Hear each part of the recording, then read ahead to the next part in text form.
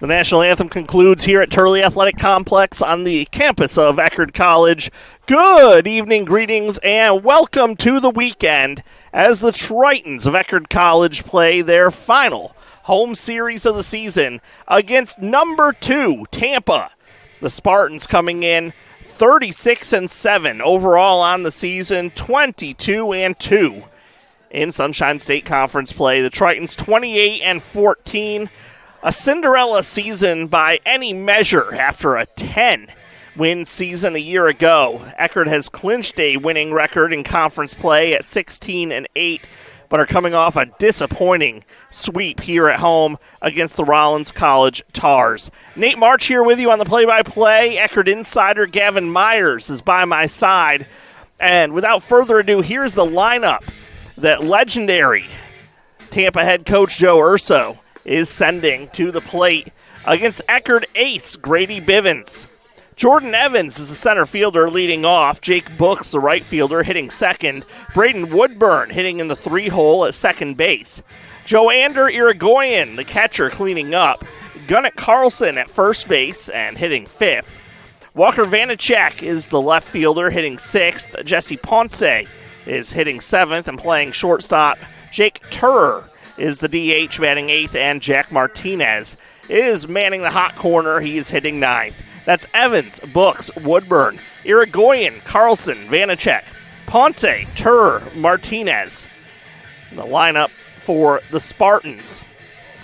And for the Tritons, it is Bivens, 9-2 on the year with a 4.0 ERA, making his 13th start. He has reliably made the Friday night start or series equivalent all season long. Opened the year 9-0, has taken a couple dings on his record the last 2 weeks, but 63 innings pitched, 80 strikeouts, 39 walks, holding opponents to a .238 opponent's batting average.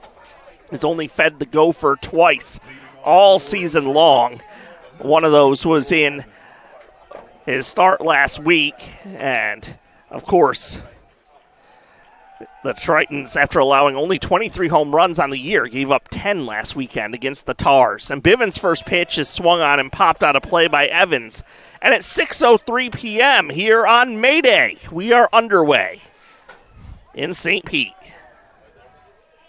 Yeah, Bivens trying to come off a not the ideal start that he wanted against Rollins, but he's had a lot of good outings the last couple outings of this season, so he's just trying to get back into the swing of things for the last 2 series. 81 degrees and partly cloudy as we get underway. The 1-1 pitch hangs up out of the zone. 2 balls and a strike.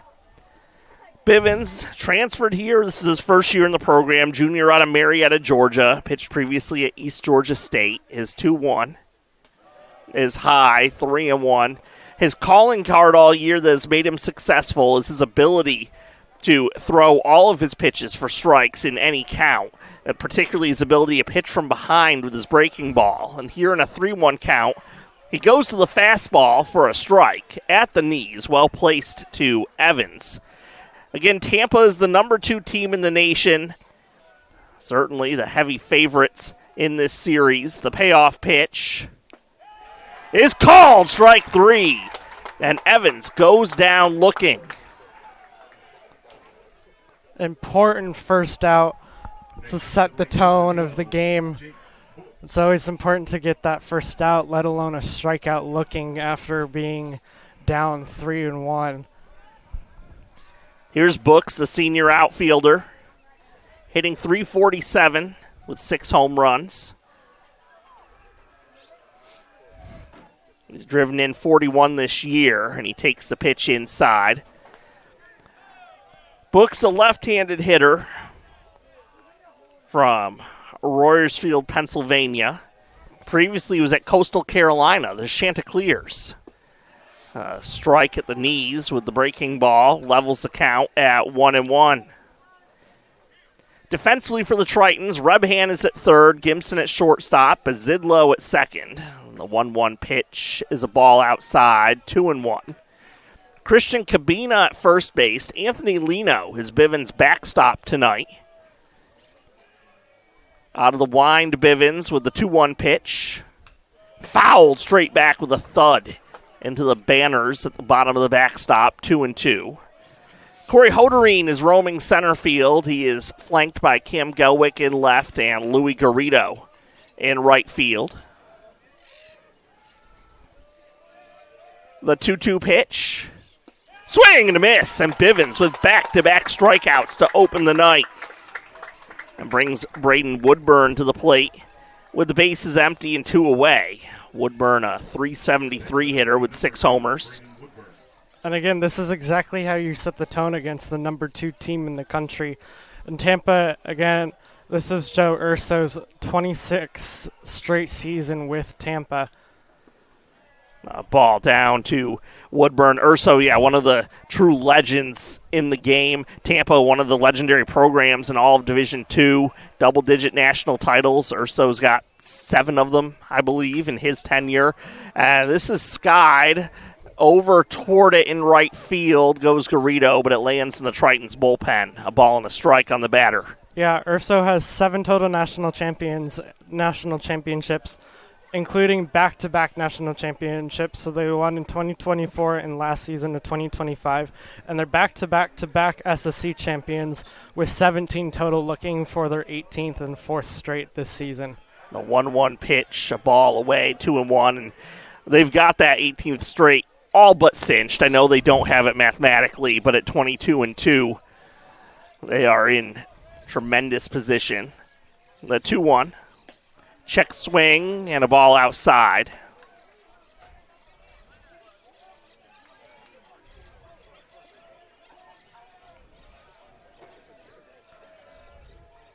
The wind and the 3-1. Timeout was called at the plate. Bivens chokes off his windup.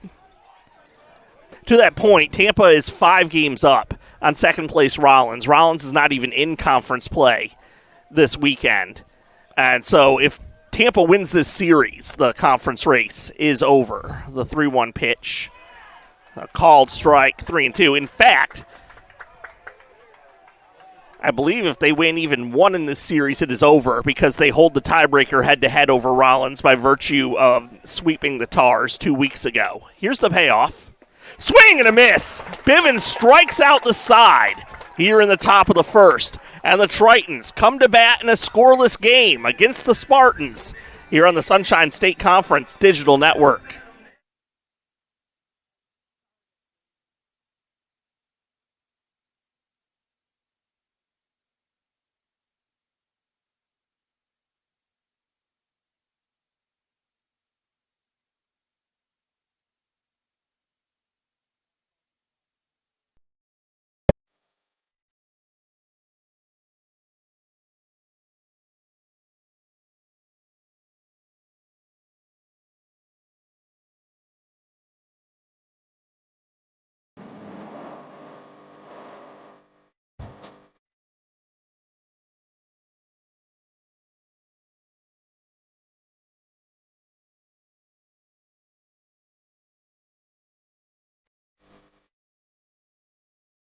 Thank you to preferred partner of Eckerd Athletics, Novak and Powell. To achieve your financial life on better terms, thank the financial service advisors of Novak and Powell at novakpowell.com. Novak and Powell helps from managing and preserving your wealth to leaving a legacy for your loved ones. Thank you to preferred hotel partner of Eckerd Athletics, Residence Inn. Experience a peaceful waterfront getaway at Residence Inn Tierra Verde. Located directly on the bay, the Residence Inn is a waterfront hotel just steps away from all your favorite St. Pete attractions. When booking your next St. Pete getaway, think Residence Inn.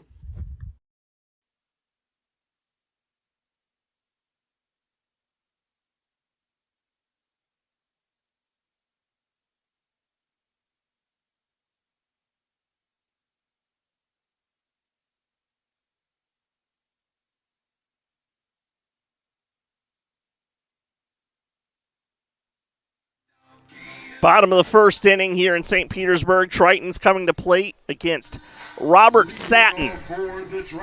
Satin, absolutely dominant season to this point for the Spartans. A 1.67 ERA in 13 starts.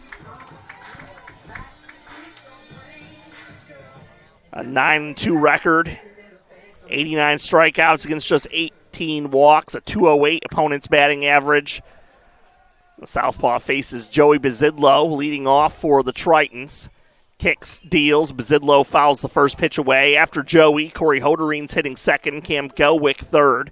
Christian Cabina is the first baseman cleaning up. Louis Garrido is in the 5-hole with Hunter Rebhan batting sixth.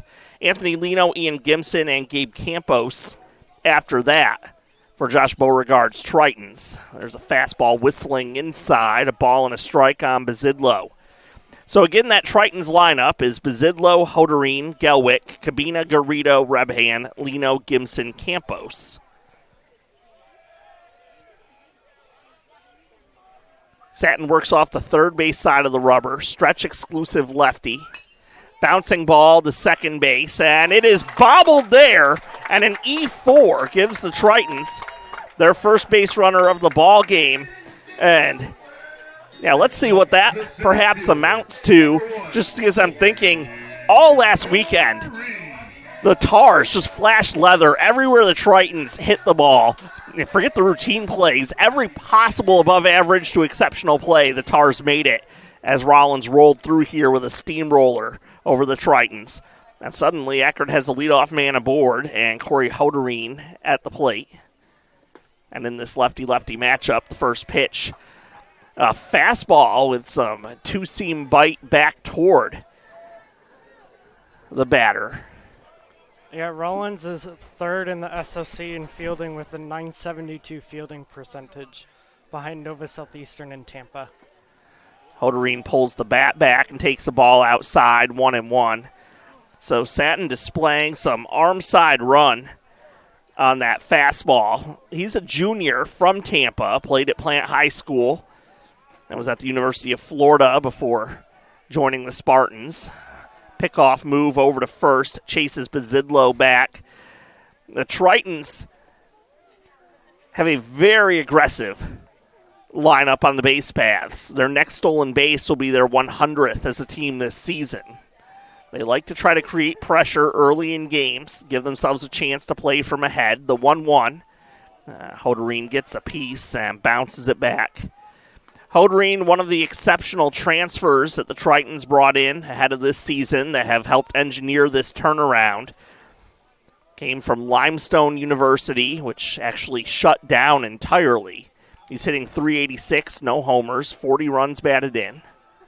The 1-2 pitch, grounded the other way, and that is deflected at third base by the diving man at the hot corner.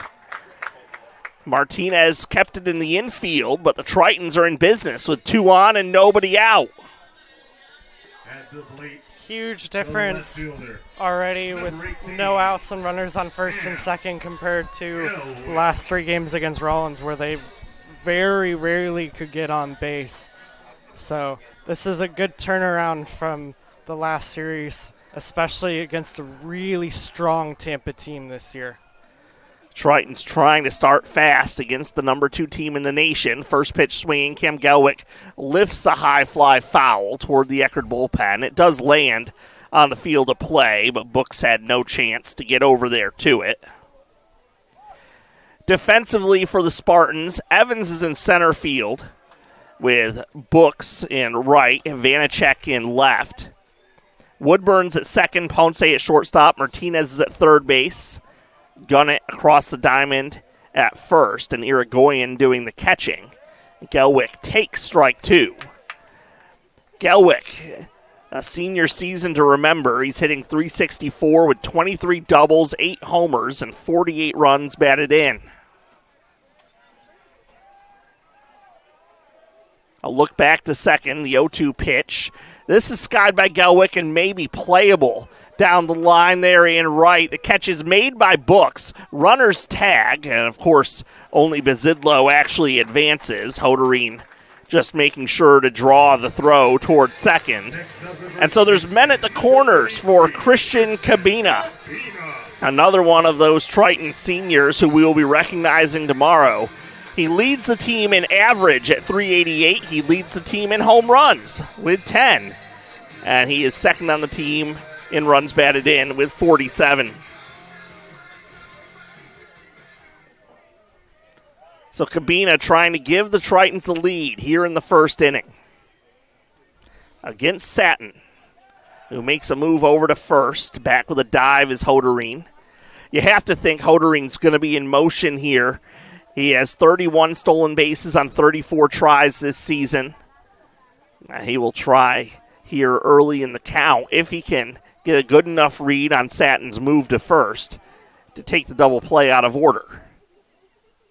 And the first pitch to Cabina is down for a ball. Had the plate but not the height, 1-0.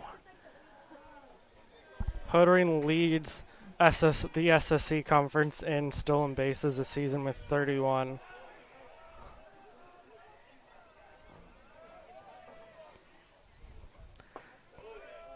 There's a strike. So again, that's Gunnett Carlson over there at first base, holding on the runner.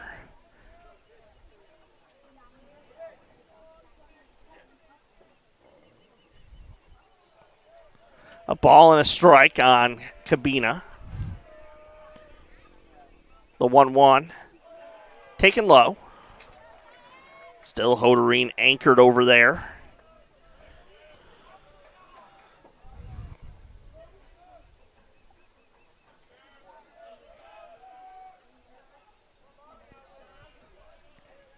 Satin grips the ball in his pitching hand before he comes to his set position. Kicks and deals. Grounded the other way. Has a chance to sneak through, but ranging over glove side. Woodburn fields and makes the play. Cabina gets the run in. Oh, he's safe.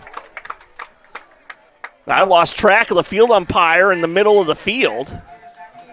Yeah, umpire called the first baseman off the plate.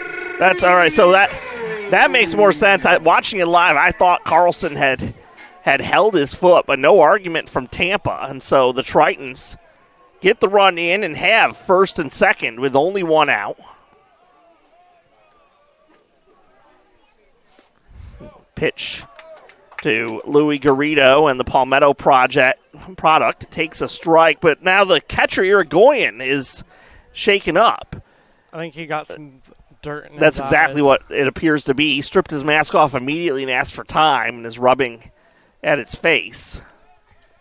One thing I do notice with the Tritons, this type of pitching is what they're used to, and the type of pitching that Rollins were giving him, especially in the first game with their Friday afternoon starter, he would only go down the right side line or on the outer part of the plate. There's a strike. So worth noting, Woodburn now has 2 errors in the first inning. A real rough start for him at second base. 0-2 pitch. Garrido hits it on a line into right center field. That's down, and Hoderine is on his way to the plate. Cabina stops at second, but an RBI base hit for Garrido. And the Tritons jump out in front with a 2-0 lead. Number 13, Hunter Redman.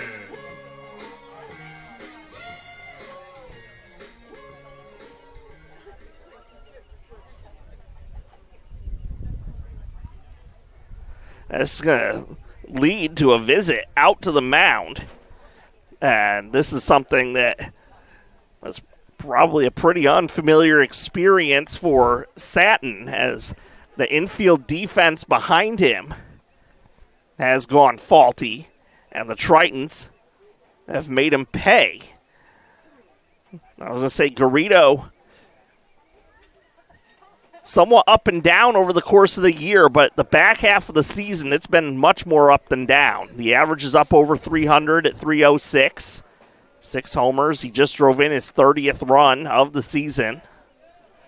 Now Hunter Rebhand comes to the plate, and now the Tritons have got to be thinking there's an opportunity here to turn this into a big inning after Grady Bivens struck out the side in the top of the first. A pitch to Rebhand. It's smothered in the dirt by Irigoyen.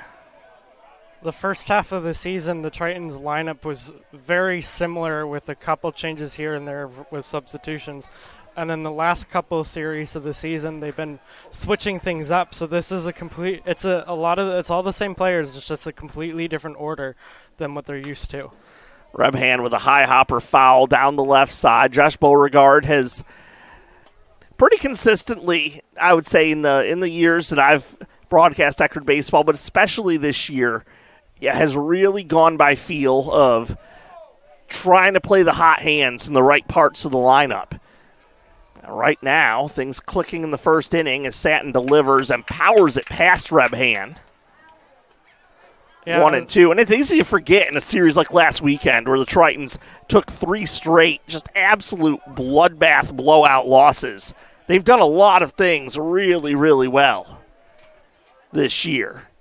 And the 1-2 is called strike 3. Rebhan going on strikes, and one of those is leading the conference in hitting. And while that didn't really even have a chance to present itself hardly against the Tars last week as they fell into huge deficits early and often, the Tritons giving themselves a chance to play from ahead with their ace on the hill here on this Friday night. And here's Anthony Lino to the plate with 2 on and 2 away.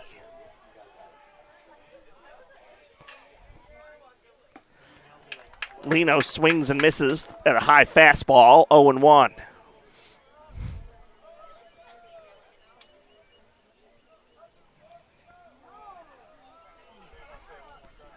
Satin glances to second, takes a second look back there at Cabina, and then threads a pitch across the inner half for called strike 2. And Nate, going back to what you were talking about with Coach Beauregard and how he goes by feel, one of the things I asked him is if he has superstitions, and he said no because he wants to be able to go by feel. Swing and a miss. Satin a 3-pitch strikeout, back-to-back Ks. Getting Lino swinging after Rebhan looking. But the Tritons score 2 runs on 2 hits, 2 errors, and 2 runners left on base. 2's wild in the first, and the Tritons lead 2-0 as we go to the second. This is a college like no other. No bricks and ivy, but sun and sand, where learning happens everywhere, even here. A home for the adventurous, the doers, the free thinkers, and the best friends, where we push you to become a better citizen, problem solver, creator, for the careers of today and new ones on the horizon. Thank you to preferred partner of Eckerd Athletics, Syndio Wealth Partners. Syndio Wealth Partners can help you simplify your wealth-related decision-making through their years of experience and earned expertise, unwavering work ethic, and unquestioned integrity. Check them out at syndiowp.com. Thank you to preferred partner of Eckerd Athletics, Domino's on 34th Street South. For pizza, wings, pasta, salad, and sandwiches, think Domino's, just a mile from campus on 34th Street South. And when you're in the stands at Triton games, don't forget to cheer on the Domino's in-game promotion to receive 1 free pizza.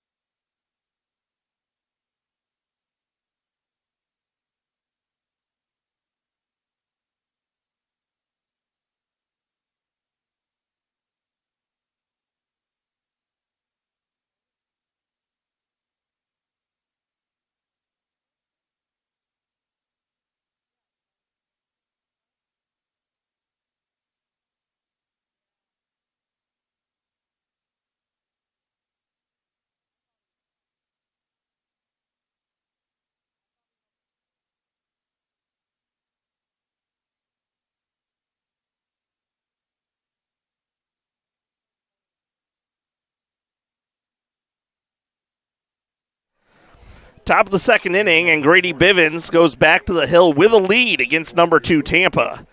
2-0 Tritons have struck first here at home. Joandra Irigoyen leads off for the Spartans. And the Winter Garden native takes the pitch outside, 1-0.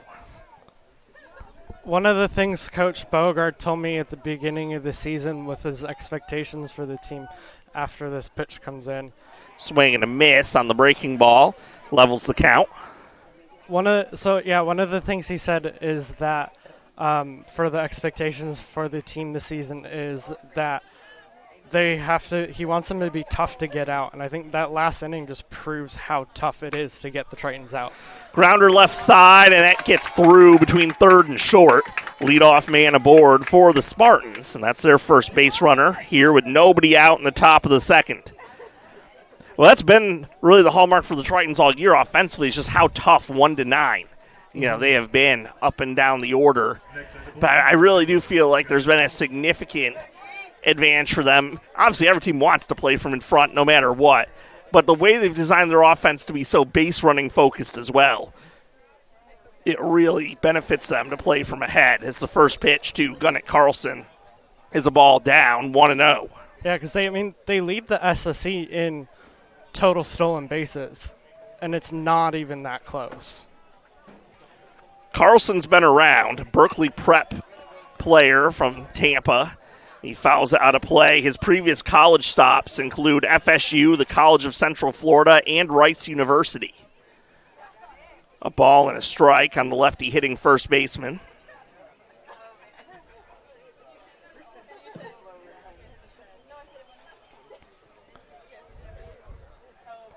The 1-1. And this is scalded through the right side for a base hit. And the Spartans have put men on the corners to begin the top of the second as Irigoyen jogs over to third base on a sharp single by Carlson into right. And now Bivens. They'll have to try and lock it down out of the stretch against Vanacek with men on the corners. And he's been one of those pitchers for the Tritons that if he puts himself into a jam like this, he's been really good at getting out of it with very minimal damage, if any. Bivens takes a deep breath, comes to his set position, kicks, deals, and a foul ball up and out of play. Vanacek from Riverview, former State College of Florida Manatee, one of the premier junior college programs here in the state of Florida. A 1 pitch, and that's hit well, deep out into left center field. Hoderine at a full sprint, cannot get there. 1 run is in, and around third is Carlson. He's on his way to the plate. The relay is not cut off, but it arrives too late. And the Spartans have tied it with nobody out here in the second on a 2-run double by Walker Vanacek.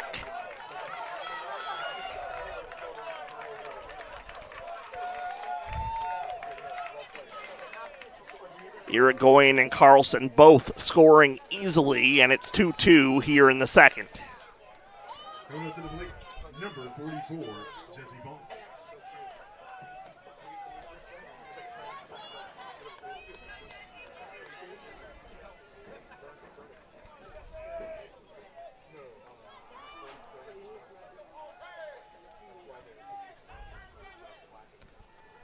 First pitch fastball inside to Jesse Ponce. Ponce, a 5'9" infielder from Sac, Texas. I'm positive I said that wrong, but he's played previously at UTSA in northern Oklahoma.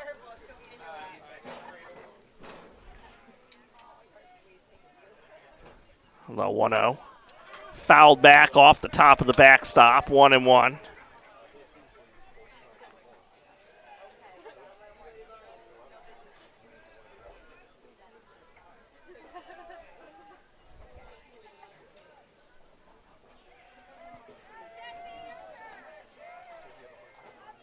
Runner on second, nobody out, and the 1-1 is fouled straight back.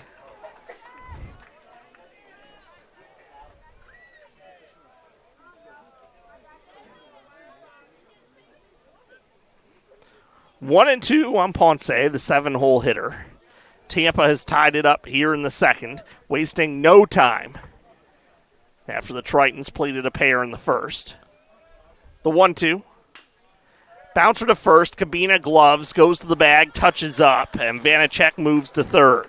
1 away.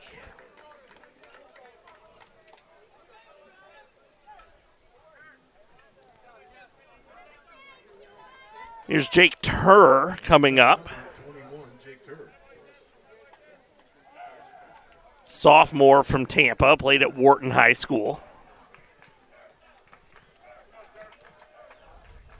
With a runner on third and one away, Bivens will pitch out of the wind and hits the outside corner with a fastball for a strike, 0-1. Infield playing in for the Tritons. Trying to keep that runner at third base, the 0-1. He went around. Didn't even need an appeal. Bat flared forward on a pitch outside, the breaking pitch from Bivens. And Turr's in a 0-2 hole. The 0-2 goes back to the same pitch, but this time Turr lets it pass without a second thought.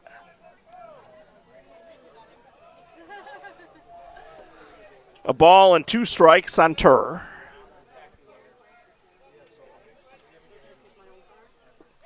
He checks his swing, and this time did not go around on a ball down. Lino held a tag on him just in case on appeal they could get a swing call there, but no dice, and it's 2 balls, 2 strikes on Turr.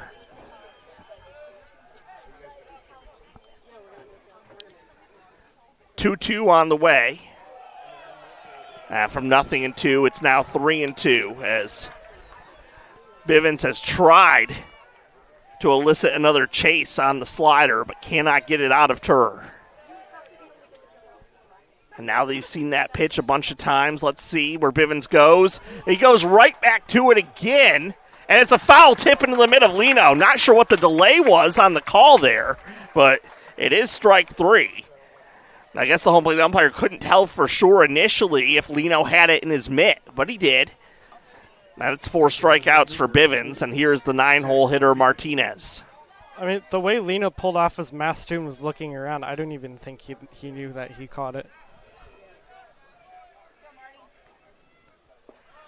Check swing on a ball down, a fastball low to Martinez, 1-0.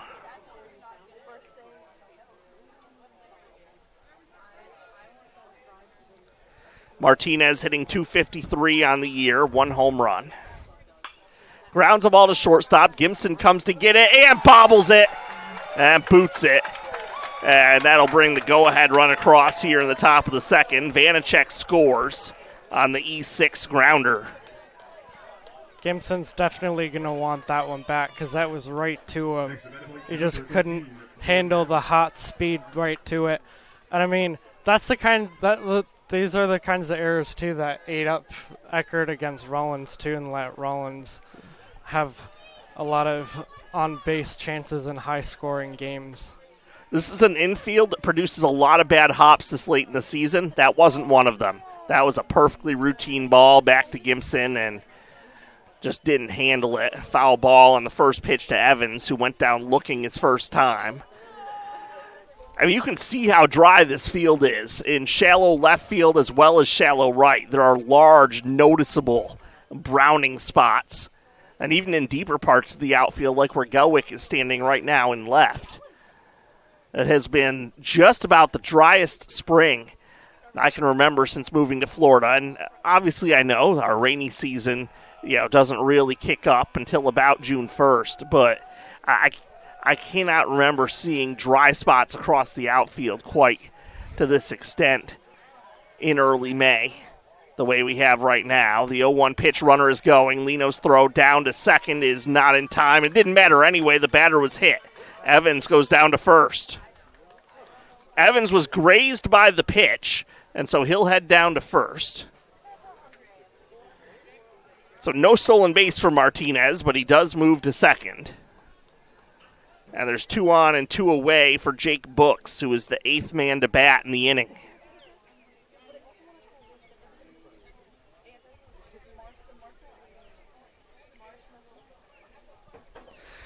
This will bring Cam Lanzilli out of the dugout for a visit to the mound. The Tritons' first-year pitching coach, class of 2019 alum. He was a pitcher for the Tritons the last time they won the Sunshine State Conference, doing so dramatically in a 2-1 series victory over the Spartans in 2019.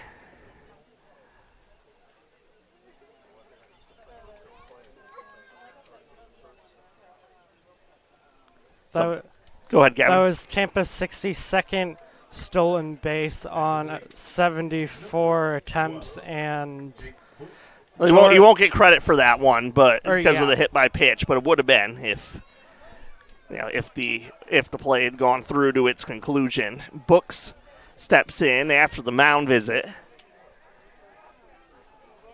Bivens centered up on the rubber, kicks and fires. Left it up, had the plate, but a bit too high. 1-0. Evans does lead Tampa in stolen base and is 6th overall in the SSC. Slider for the strike, right down the heart of the plate. But Books didn't pull the trigger on it. The count's 1-1. Bivens is now up over 40 pitches here with 2 outs in the second inning.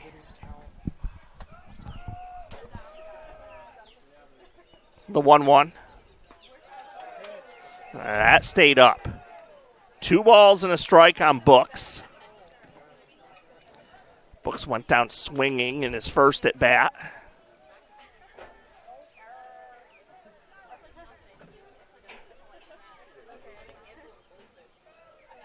The 2-1. Lifted away foul out toward the community farm. 2-2.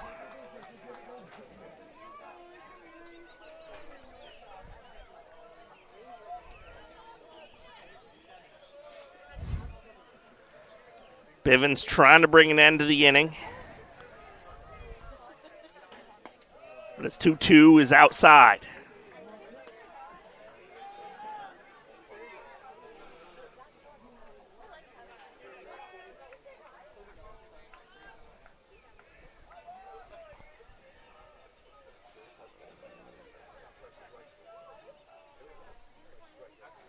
As it's hit on a line, and Gibson gets up off his feet and catches it out of the air for the final out of the inning.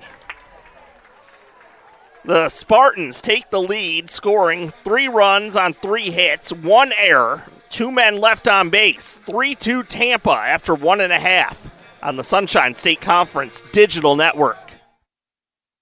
You know, that love of sports is the #1 reason most people start officiating? And verbal abuse is the #1 reason why most quit? Act with respect and be officially human.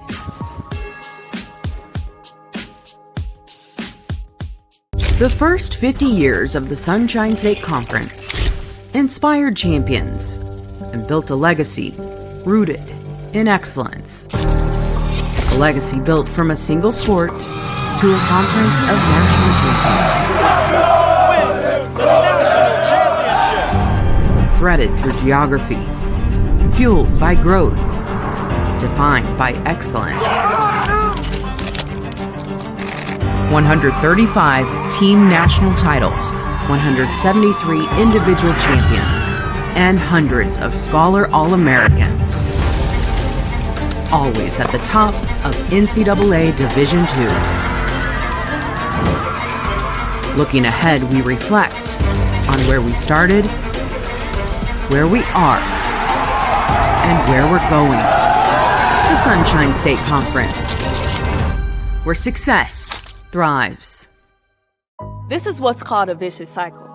Fans yell at officials, more officials quit, fewer people want to be officials, quality of officials goes down, more fans yell at officials. Be a part of the solution. Act with respect and be officially human.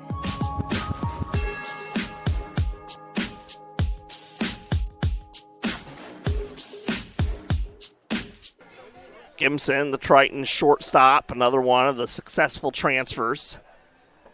3-2 Tampa leading. Satin back to work. Timeout called before the inning can begin, and it looks like another malfunction of some sort by Irigoyen. He has shed his glove, and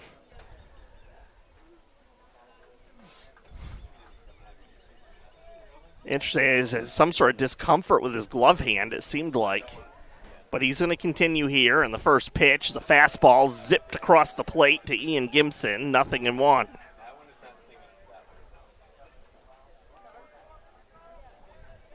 Gimson hitting .273, 2 homers. He's driven in 31 on the year. The 0-1 to him. Inside, a tad up as well, a ball and a strike.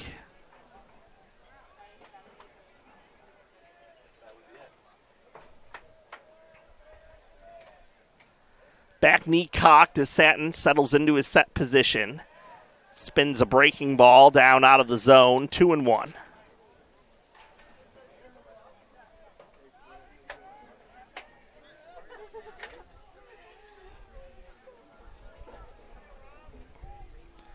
The 2-1 pitch.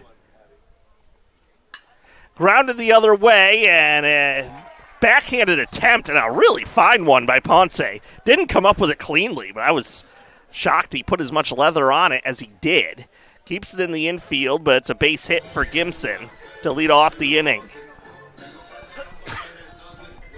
There's been some really strong hits down that left side line. It's just they've been bouncing in the dirt really weirdly in a way that it's just they're not hard to get. It's just really hard to watch and then just wait for it. And then as soon as it gets to the shortstop and third baseman, even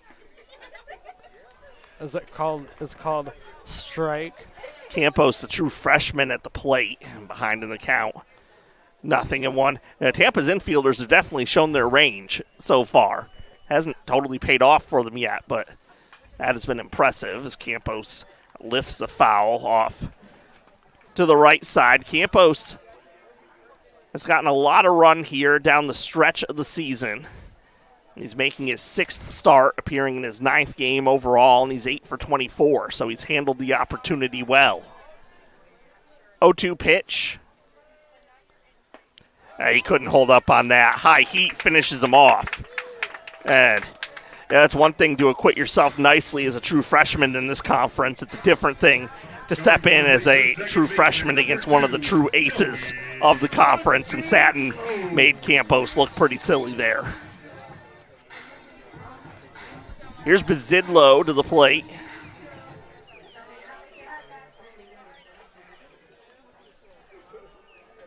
Joey hit a routine grounder to second that was kicked. His first time up, throw over to first base. Gimson back standing. Woodburn at second had 2 errors in the first inning that helped the Tritons push their 2 runs in.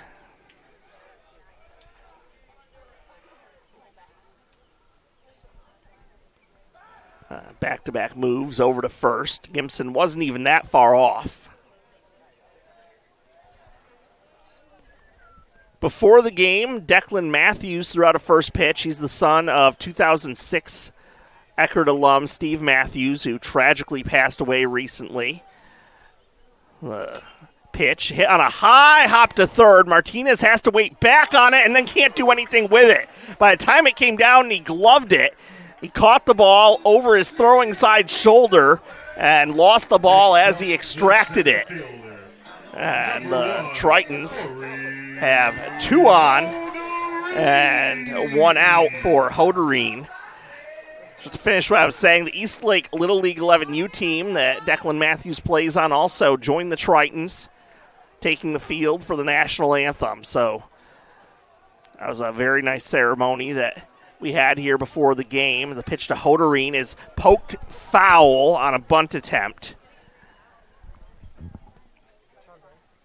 Bazidlo is credited with a single on that high hopper. I think that's the right call there, as Martinez had to wait for so long under it that he really had to try to rush a flat-footed throw. Lost it on the transfer. So it's 0-1 on Hoderine, who singled his first time up on a grounder to the left side. He still shows bunt, pulls it back, takes the ball down, 1-1. So neither Satin nor Bivens have had an easy time of things here in the early going. Triton's trying to get back to even in a 3-2 game. Hoderine pulled the bat back and looked at a strike at the knees that time. So I have to think he'll be swinging here with a 1-2 count. I mean, and this is what you get with two of the top three hitting teams in the SSC. You're going to get a lot of hits. That's a ball. 2 balls, 2 strikes. Even against good pitchers, you can still get good hits on good pitchers, and we've seen that time and time again with multiple teams. Satin settles into his set position, looks back to second, kicks and deals. This is lined into left field. That's falling fast. It is down. Around third is Gimson, and he races to the plate and ties the score 3-3. Great piece of hitting by Hoderine to take it where it was thrown and loop it into left field for an RBI single. Here's Cam Gelwick up with 2 on and 1 away.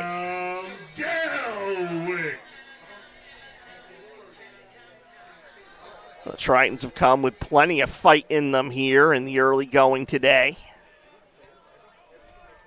Satin sets and deals, delivering low, 1-0. Gelwick flew out in foul ground to fairly deep right field his first time up.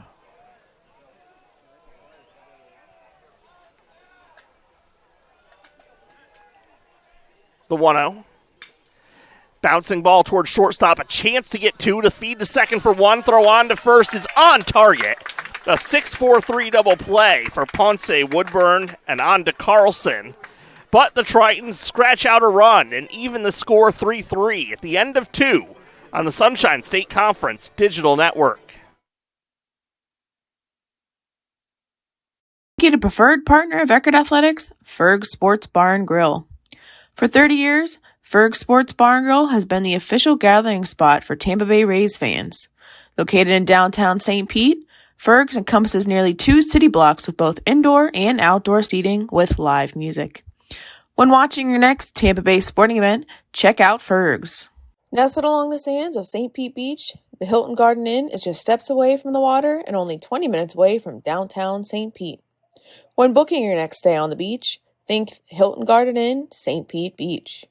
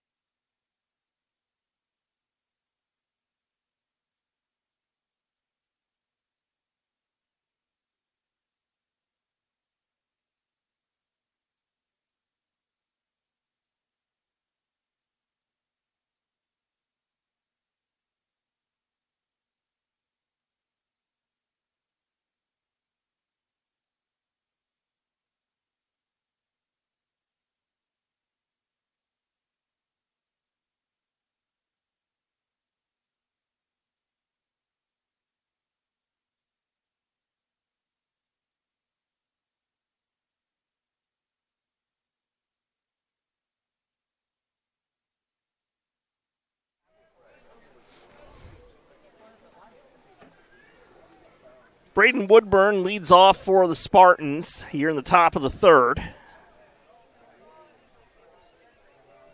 3-3 the score after 2 innings between the Tritons and the Spartans. Woodburn's plunked by the very first pitch of the frame. Second hit batter by Bivens so far. And that has been a bit of an issue for him. He's plunked 14, so he averages won a start, but I feel like particularly during this recent stretch where he's lost a couple starts is where quite a few of them have come. Okay, I gotta mention this quickly. Tampa has a little kid as their bat kid going up to get the bat and the gloves and the pads and stuff, and it's really cute. It's even cuter when it's a dog and not a kid. Here's a strike to Joander Irigoyen, but yeah, you'll have to talk with Josh about that the next time you have a chance to broadcast with him. Clearwater does have a bat dog. There's a few of those around minor league baseball. Josh has mentioned that to me before. Bivens 0-1, grounded down to third. Reb Hand couldn't come up with it on the backhand. Would have been a chance to turn two if he came up with it cleanly. Instead, there's 2 on and nobody out. Both teams are hitting that left side really hard, and they're catchable hits. It's just the way that it's bouncing today. And it's not even bouncing on the grass, it's the way it's bouncing on the dirt. It's throwing all of the fielders off. It's a hard infield. It's a, when this infield's always a little hard, and when it gets to be this dry for this long, it plays hard. And here's Carlson. He swings and drives the ball foul away to the left side. He roped a single through the right side his first time up and came around to score a run. So the Spartans in business with first and second, nobody out, looking to break a 3-3 tie in the third.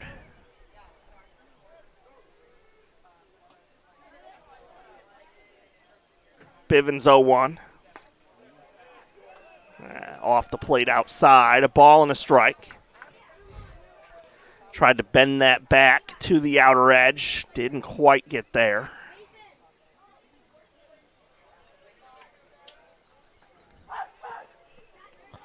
The 1-1 is hit in the air into center field. Hoderine was playing over the other way, but retreats back into right center field to make the catch and fires a one-hopper to third base to keep the runners where they are with one away.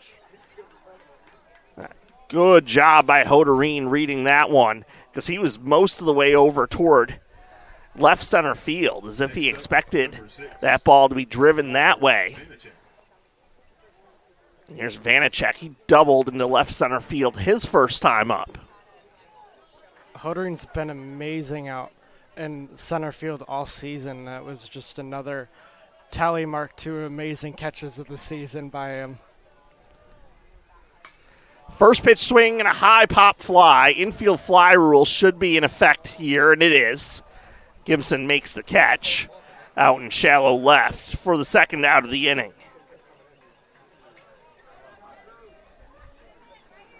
That'll bring Ponce up. Now Bivens a chance to escape here with 2 outs. Next up at the plate, number 44, Jesse Ponce.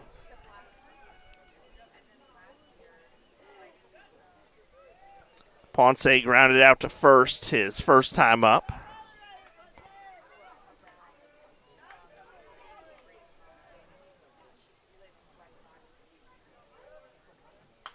First pitch swinging, and a fly ball foul off to the left.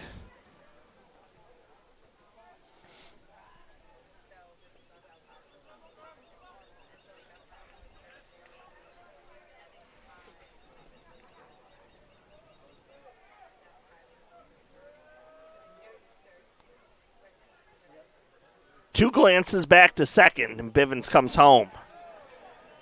And again, that breaking ball is hanging most of the way to the plate and doesn't have the same bite back to the edge that Bivens is looking for.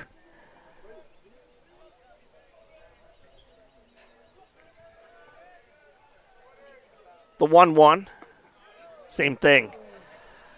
2 balls and a strike. I want to give credit where it's due. Rollins and Tampa, clearly the best 2 teams in the conference, and their lineups are part of what causes this. But I do feel like Bivens, as the season has moved along, he has taken on a heavy load of innings. The breaking pitch isn't there for him every time, quite the way it was early in the year, as the 2-1 is fouled off. And the count is level, 2-2 with 2 away. Big pitch coming up, not just trying to keep this game even score-wise, but try to give Bivens some leeway to at least get 5 or 6 innings in as he's creeping towards 60 pitches already in the third. The 2-2. Spiked it to the plate. Runners take off. Throw down to second, and he is out at second base. Irigoyen erased by Lino. 2-4. So Ponce will lead off when Tampa comes back up in the fourth. But Bivens keeps the Spartans off the scoreboard by erasing a man off the base paths. 3-3 in the middle of the third on the Sunshine State Conference Digital Network.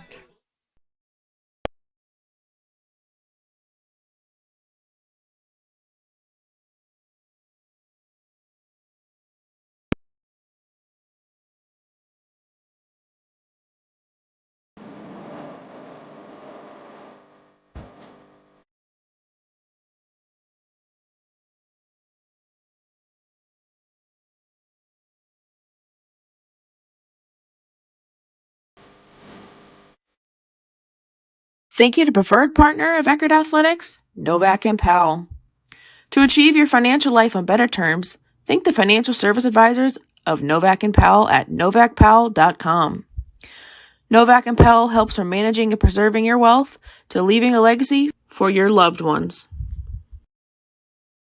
Thank you to preferred hotel partner of Eckerd Athletics, Residence Inn.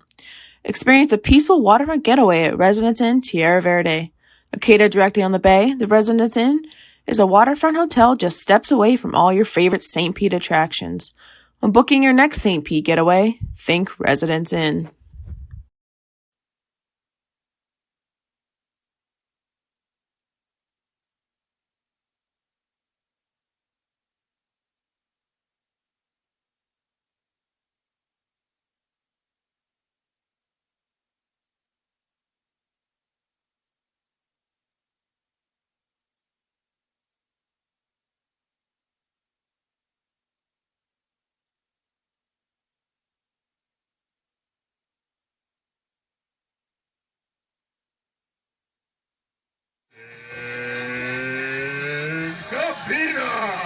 Bottom of the third inning here in St. Petersburg. Cabina, Garrido, and Rebhan, the batters up for the Tritons in a 3-3 game. Bottom of the third inning. Robert Satin back to work and starts with a strike across the inner half to Cabina, who reached on an E4 his first time up. He hit a weak grounder.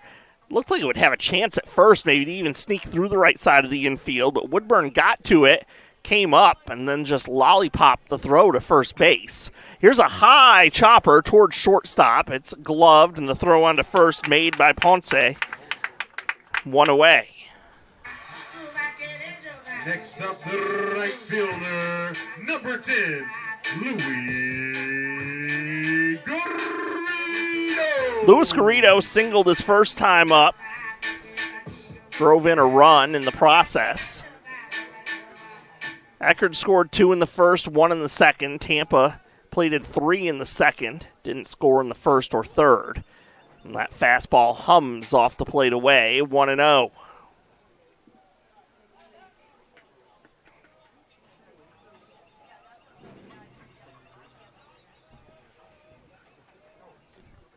One-0 pitch.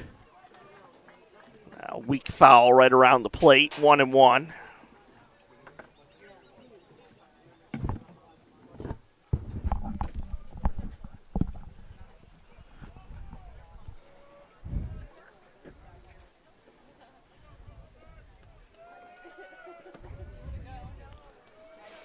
One offering is outside, quite a ways outside, 2-1.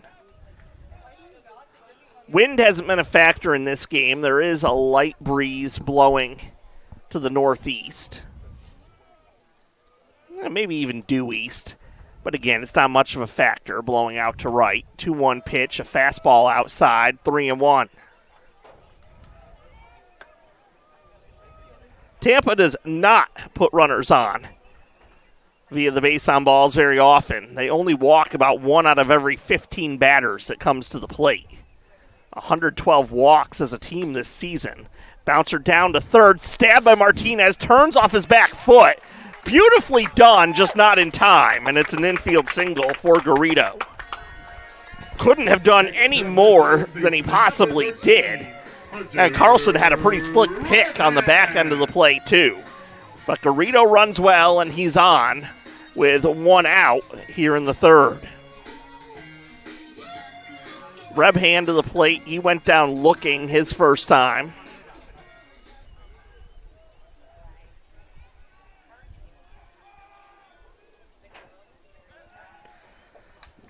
A move over to first base. That wasn't Satton's best move. That was just a, hey, how you doing?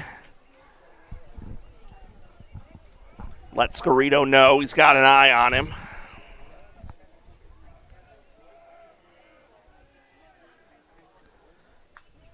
Foul back off the post.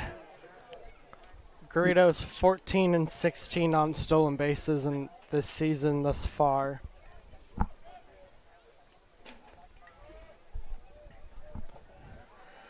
Garrido runs well. So far, the Tritons have not put Irigoyen to the test. A 1 pitch inside, bit of a jackknife move by Reb Hand to get out of the way of the pitch. 1-1. I think for the most part, it's because the Tritons don't feel real comfortable with Satton's move to first, although pretty healthy lead this time by Garrido. And there's an off-speed pitch placed over the outer third for a strike, 1-2. And with the guys that usually try and steal bases, the last couple times there's been people ahead of them, so they can't actually try and steal bases. He's going now. Garrido going. He's going to be doubled off easily. Catch was made out of the air, and there's the throw back to first. Ponce definitely thought about running it all the way over there himself, but then decided to do the right thing and just go ahead and make the throw. And so the Tritons run themselves out of the inning with a line out to the shortstop that turns into a double play. So Eckerd does not score in the third, and we head to the fourth, even at 3 on the Sunshine State Conference Digital Network. You know that love of sports is the #1 reason most people start officiating? And verbal abuse is the #1 reason why most quit? Act with respect and be officially human.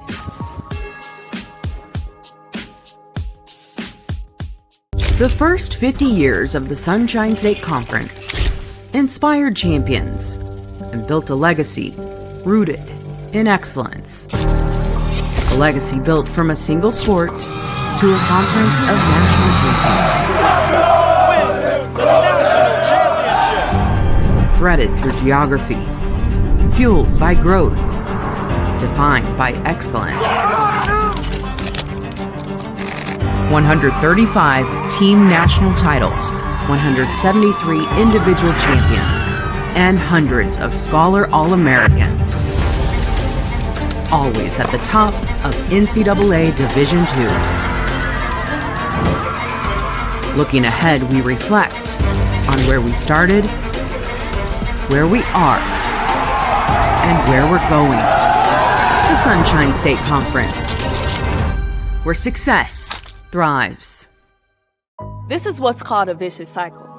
Fans yell at officials, more officials quit, fewer people want to be officials, quality of officials goes down, more fans yell at officials.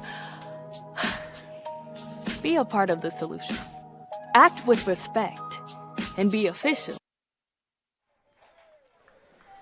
Both teams will have 7, 8, 9 in the order. The back third coming to the plate here in the fourth. It's a 3-3 ball game between Eckerd and Tampa. A little past 7 o'clock here in Florida. Winding the pitch by Bivens. And Ponce goes after the first one. Grounder to Gimson on 2 bounces. Throws a bit low, but handled on the backhand pick by Cabina. 1 pitch and 1 away. And boy, is that good for Bivens. Next up, number 21, Jake Turr. Here's Jake Turr.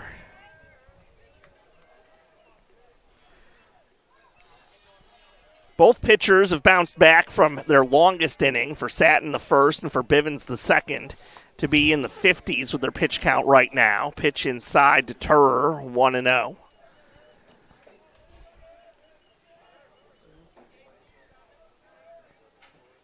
One-0 pitch. Ooh. Don't know where that missed. It had to be in. It certainly had the height. 2 balls, no strikes.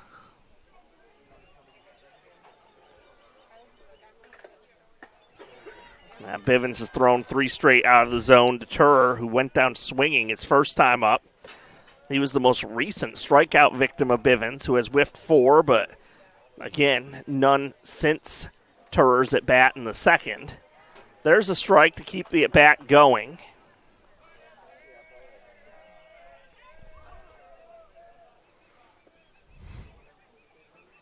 The 3-1. Strike 2 on the inner half. So Bivens has battled back to fill up the count. The payoff. Ball 4. 2 close pitches in that bat, both right along the inner edge, or from the umpire's perspective, just in off it. And so Bivens issues his first walk of the night and a 1-out base runner for Jack Martinez, who hit a routine grounder to shortstop his first time up, but it skipped off of Gimson and brought in a run. Bivens to the stretch. And he starts with a fastball zipped across the inner half to Martinez, 0-1.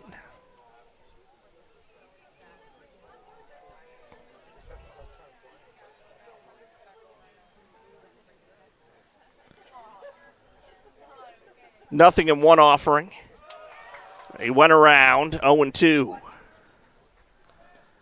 Both coaches today, Coach Urso and Coach Beauregard for Tampa and Eckerd, both graduated and played for Tampa and Eckerd, and both of them played in the minor leagues for a little bit, with Coach Urso playing with the LA Angels and Coach Beauregard playing for the Athletics.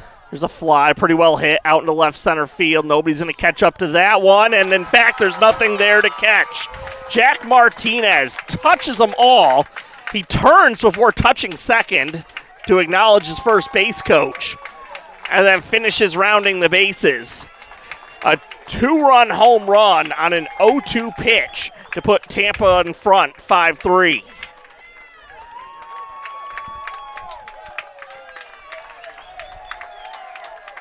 Beautifully hit home run there. Usually the wind's kind of pushing it against it, but tonight wind's not really a factor, and so that was just pure power for that home run. It was beautiful. Home run number 2 on the season for Martinez. RBIs 11 and 12. First pitch swinging, and Evans fouls it off. So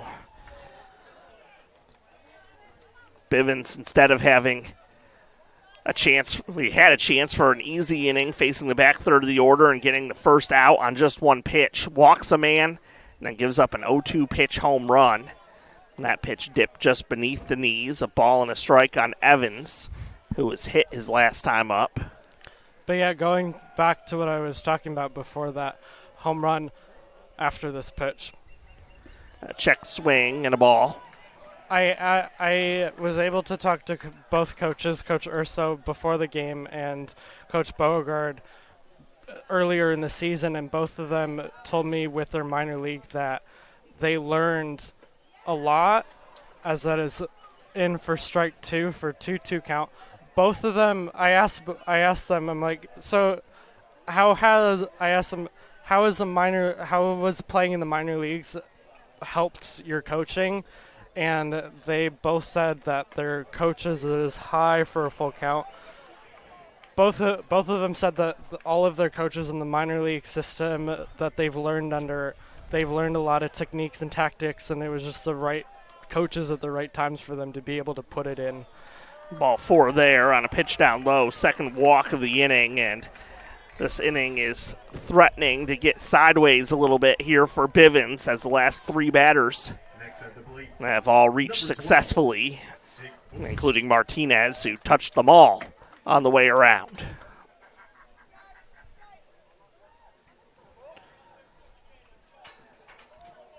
Books to the plate.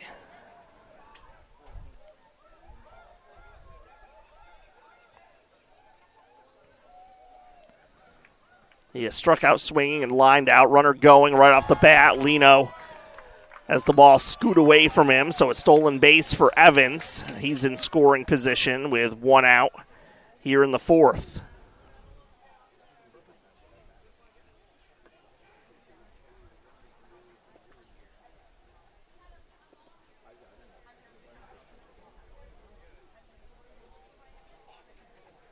That's now Evans' 21st stolen base, putting him tied with Thomas DeBrouwer on St. Leo with 21 stolen bases. So they're tied for fifth in the SSC with stolen bases, and Braden Woodburn is number 7 with 18, who is in the circle.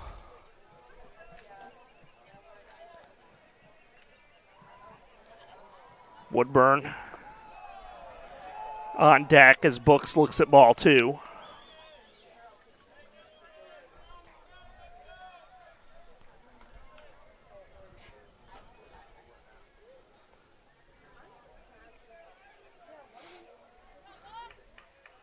One look to second, the pitch, a fastball over the inner half.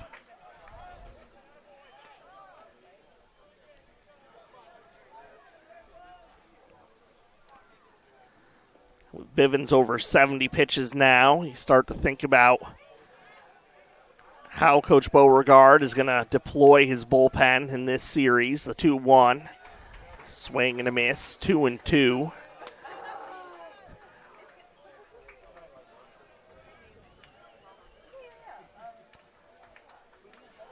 In the Rollins series, the Tritons trailed by at least 5 every time they got to the bullpen. The 2-2, that's fouled at the plate.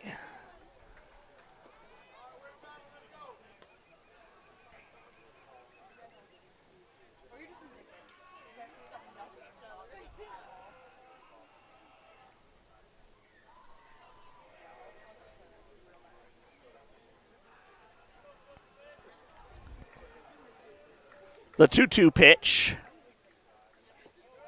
It's low, 3-2. Spartans continue to put together good at bats. Lots of full counts here in the game so far.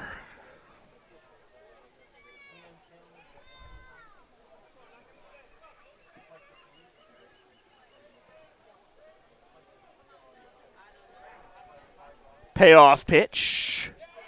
Called strike 3. Books shed his bat thinking he was going to walk down to first. And instead, he can grab his bat on the way back to the dugout as out number 2. Next up, number 2, Braden Woodburn. Here's Woodburn, who went down swinging in the first inning and was hit by a pitch in the third.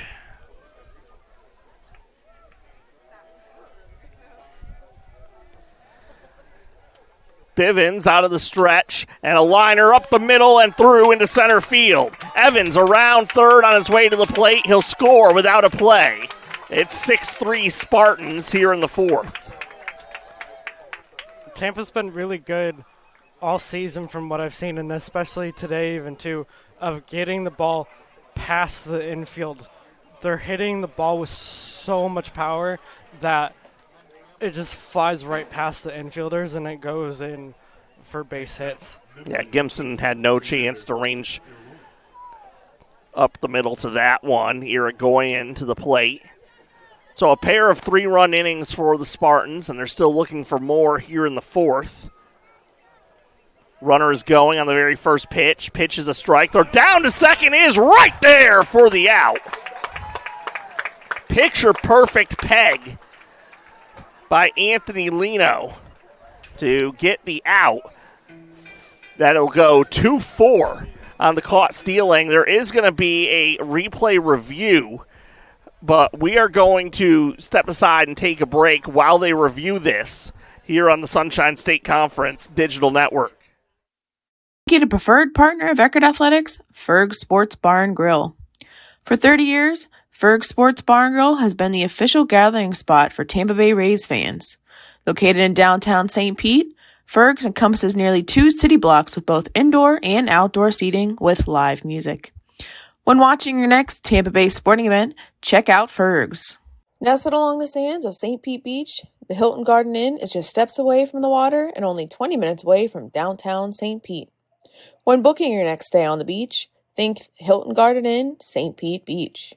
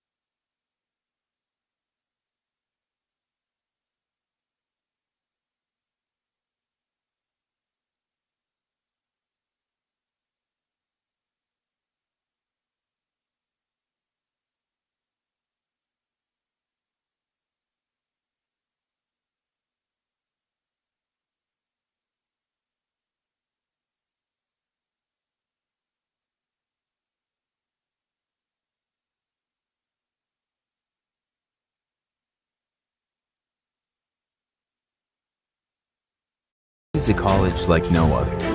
No bricks and ivy, but sun and sand, where learning happens everywhere, even here.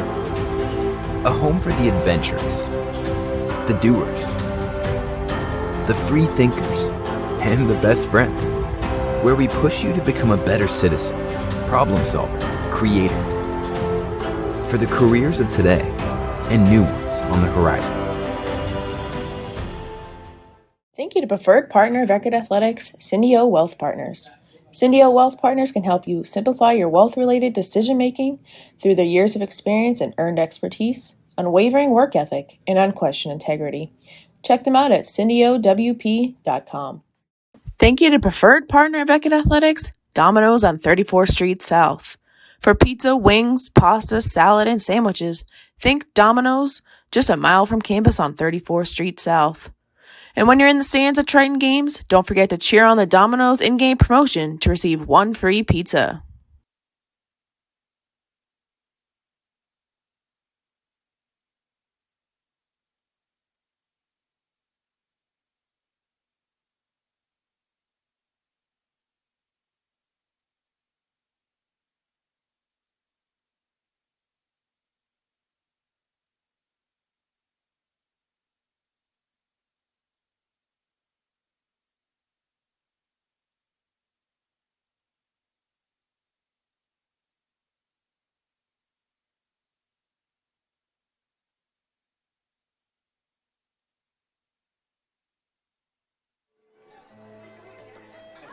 Bottom of the fourth inning, which if you were with us at the end of the top of the fourth, you know that that must mean that the umpires upheld the call on the field. A 2-4 caught stealing as Braden Woodburn was cut down by Anthony Lino, who leads off for the Tritons here in the bottom of the fourth inning.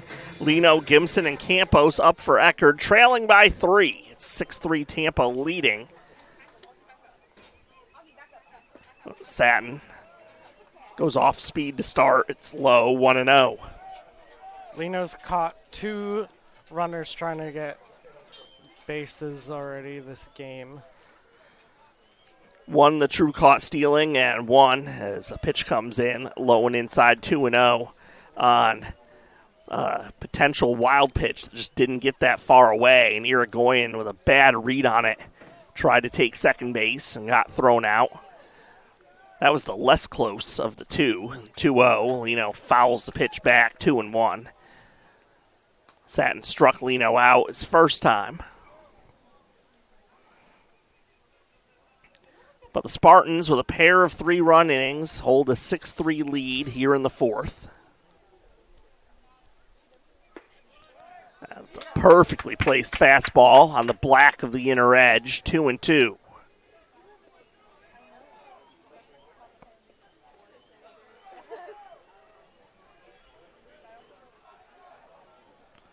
Two-two pitch. Called strike three. And Lino is gone looking. Next up, the shortstop, number 4. So that'll get Gimson to the plate with one away and the base is empty.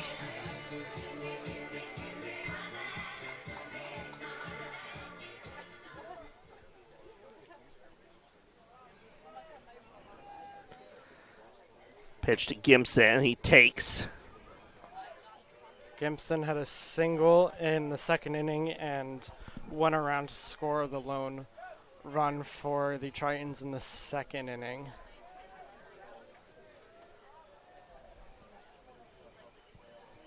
One-zero pitch. Outside. 2 balls, no strikes.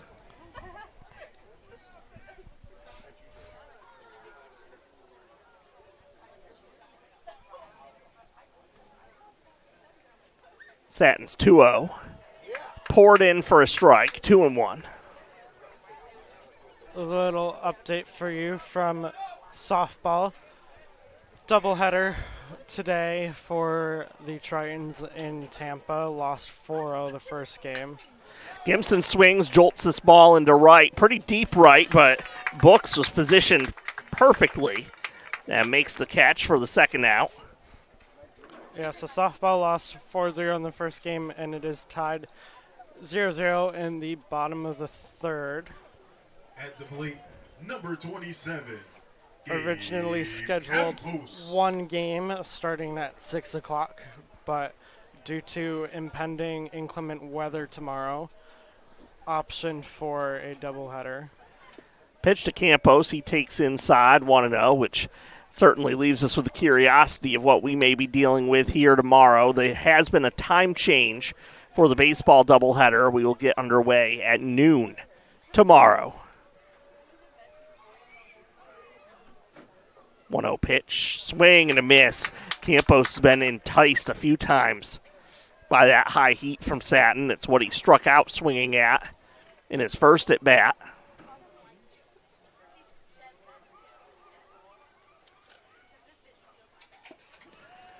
One pitch taken, 1-2.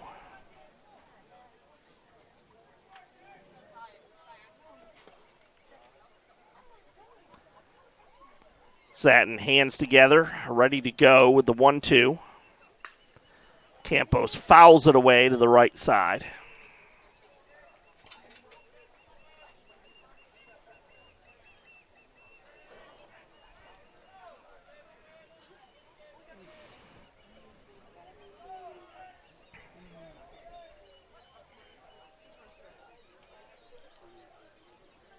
The 1-2. Campos fights the pitch off.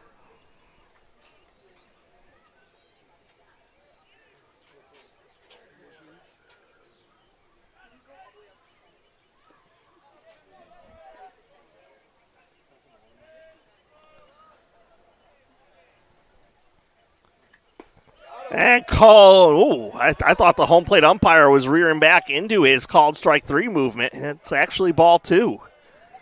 He faked me out.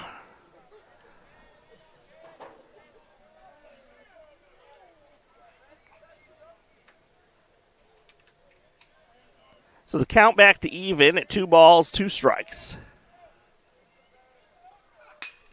And is grounded off of Satin, knocked off his glove, and turns into an infield hit for Gabe Campos.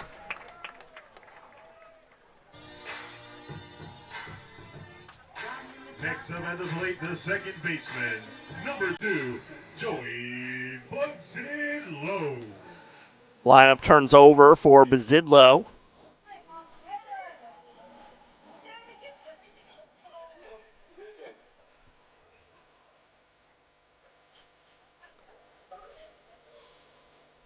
Tritons out hitting the Spartans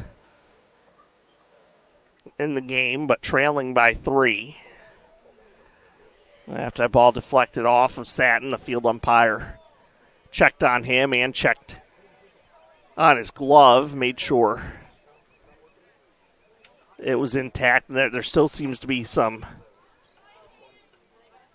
concern about that, or consideration at least.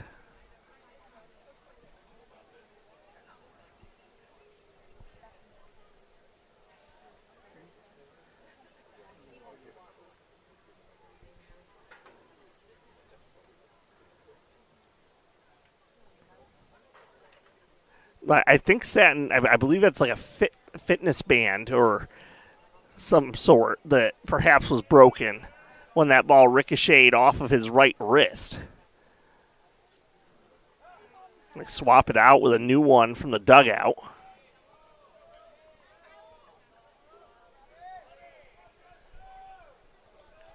Glad he's okay after that hit. Now he's ready to go against Bazidlo. Starts him with a ball outside, 1-0.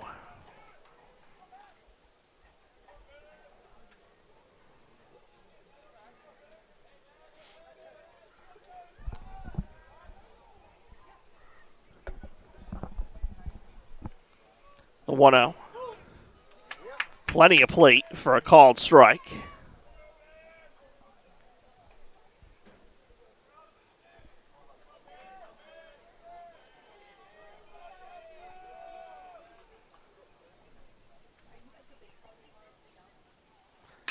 Line drive into center field. That dunks down for a base hit. And so the Tritons have put a couple of two-out base runners on.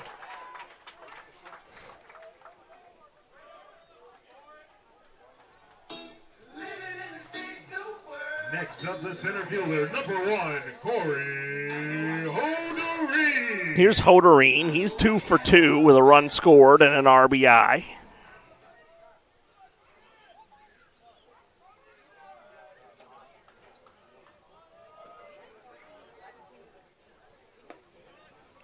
First pitch, a called strike.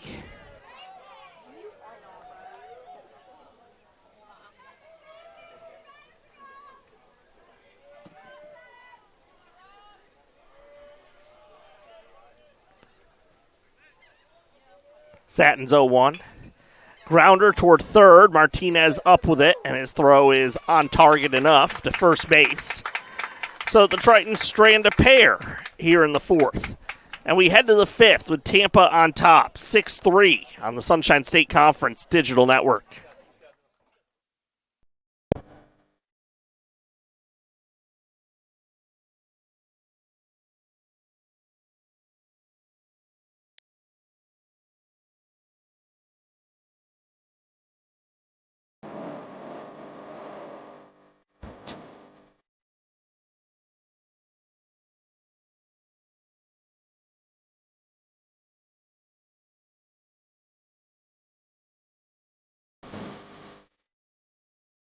Thank you to preferred partner of Eckerd Athletics, Novak and Powell.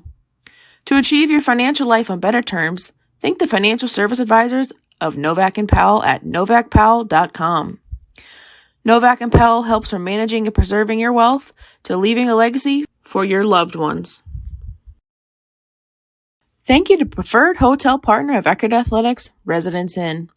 Experience a peaceful waterfront getaway at Residence Inn Tierra Verde.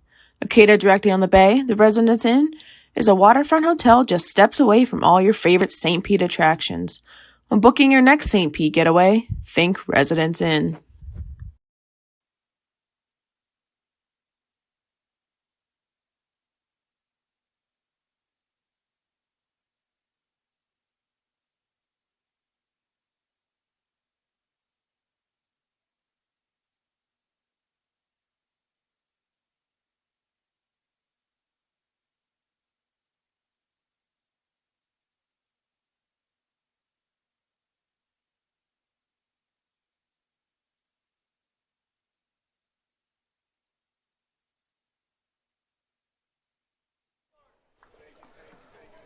Top of the fifth inning, 6-3, Tampa, the number 2 team in the nation, leading over the Tritons. Spartans back to bat against Bivens. Irigoyen, Carlson, and Vanacek due up. First pitch swinging and a scalded foul ball off the bat of Irigoyen, who is 2 for 2 on the day. That was very close to being fair. Just a couple feet outside there.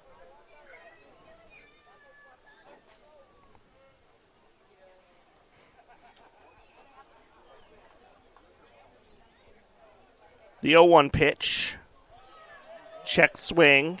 Didn't go. Pitch went through to the backstop. A ball and a strike.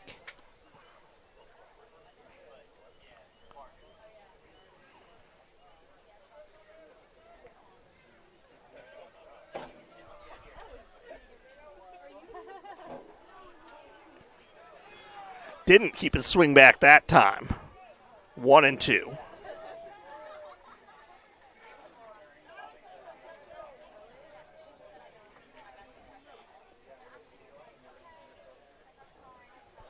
The wind of the 1-2.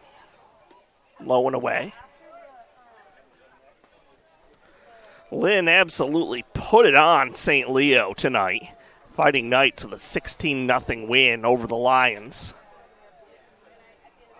The 2-2 outside. 3-2. Nova Southeastern beat Florida Southern 6-3. Embry-Riddle with an 8-0 shutout of Palm Beach Atlantic. Payoff pitch. Lifted away, foul. Rollins has only one conference series remaining, and it's next weekend. So they're playing a 4-game out-of-conference season against Wayne State out of Michigan, which the Tars won the opener today, 11-5. Payoff pitch. And this is hammered into center field. Hoderine back, and he'll just watch it go. Joander Irigoyen with a solo home run, the second Tampa long ball of the game. Home run number 6 on the season for the Spartans backstop. And it's 7-3, Tampa on top.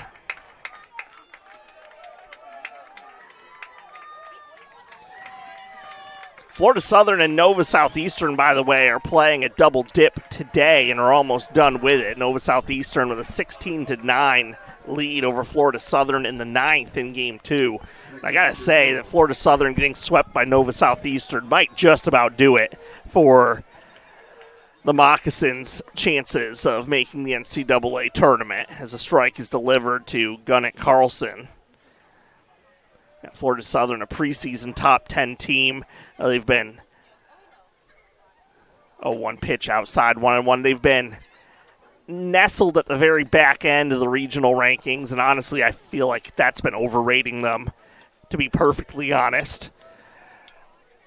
And losing this series to Nova Southeastern may just about do them in. 1-1 pitch, hit down the line, foul, just outside the first base bag, 1-2.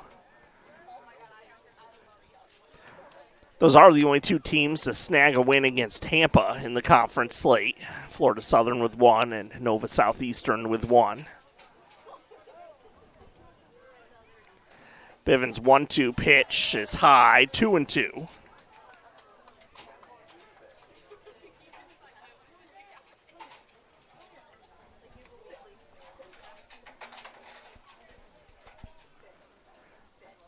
The 2-2. A bouncer to the right side of the infield. Cabina couldn't get there. It's grabbed by Bazidlo. Bivens going to the bag, tumbles over the bag, and Carlson is safe.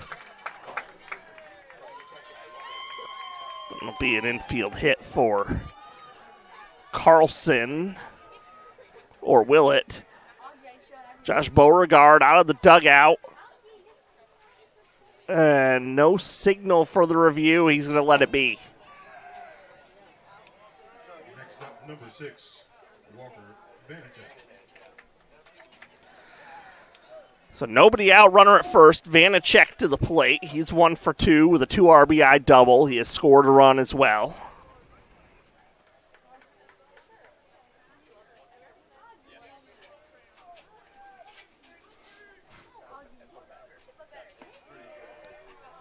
Pitch upstairs, 1-0. Lights are on, not necessary just yet, but the sun is making its steady plummet toward the western horizon. The 1-0 pitch. Big cut comes up empty. 1-1.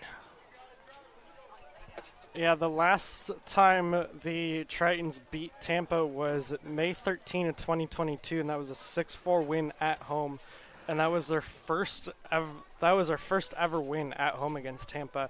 7-66 overall, 1-35 at home. 1-1 pitch lifted up and away. I was here for that game in 2022. I believe, you can double check me, I think Tyler Cox hit a home run and got the save on the hill in that win. It was the final regular season game for the Tritons that season. Second game of a doubleheader. 1-2 pitch. Pulled down to third, hits the lip of the grass, and shoots up over Rebhan for a base hit. Absolutely nothing the man at the hot corner could do about that. Yeah, and I asked Coach Bogard earlier in the season, too, if he has any stories from his coaching career when he coached baseball, but he also coached softball, so he told me some softball ones. But the one thing that he told me about baseball was winning that conference championship in 2019 and beating Tampa twice. Yeah, that was an absolutely dramatic series. I remember it. Not as well as I'd like. I wasn't broadcasting that one. Just watching it. Here's a single up the middle. Around third base comes Carlson. He'll head to the plate and score standing up. And Tampa's got the offense rolling. 2 runs in the inning. Cabina had a dive to try to get that one to stop it, which he successfully did. It's just also important too, because if that ball went past him, because it's a decently deep space behind home plate too, especially on the right field side, where if that ball got past him, runners wouldn't be at first and second right now. That single was by Ponce, by the way. He went after the very first pitch, so I hadn't even let you know who it was standing in there. Turer coming up, mound visit going on. So I double-checked, and indeed, on Friday, May 13th, Tyler Cox did get the save in that only ever Eckerd win here against Tampa. He did not hit a home run in that game, however. He did have an RBI base hit early in the game. Mitch D'Onofrio did have a home run. In fact, that's what I'm thinking of. D'Onofrio hit 2 home runs in that game. And of course, unfortunately for the Tritons, the outstanding career D'Onofrio had was cut short by the COVID pandemic. Here's a pop to the right side of the infield. Infield fly rule in effect, and Cabina makes the catch to retire Turer. D'Onofrio, of course, came back to play against the Tritons as a member of the Florida Southern team during his last couple years of his college eligibility. And he was awesome as a freshman on that conference championship team in 2019. Good in 2020. But again, used up years that didn't count against his eligibility, but counted against him academically. Came back in 22, but then used his remaining years in 23 and 24 at Florida Southern. 0-1 on Martinez. A ball outside, 1-1.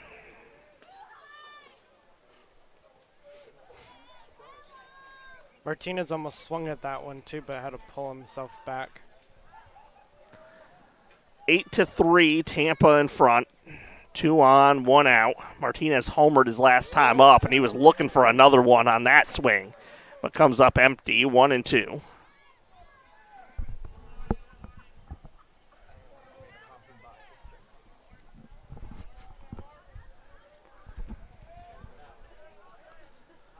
The 1-2.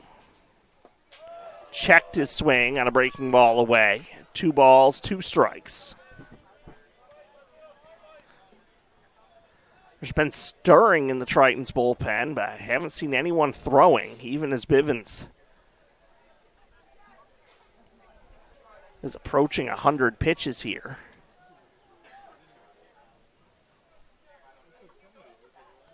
The 2-2 is fouled right at the plate. It got to the dirt. Lino didn't squeeze it.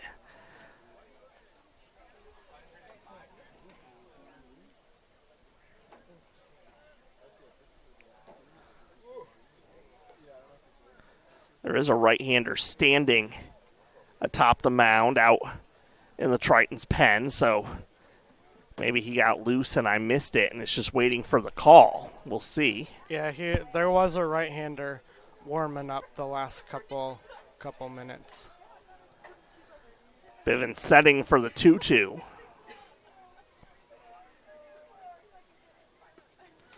Inside, ball skips away from Lino, but the runners stay put. Full count. I have a feeling if Martinez reaches base and its bases loaded 1 out, we're probably going to see a pitching change. Also, just because of how many pitches Grady Bivens has been pitching.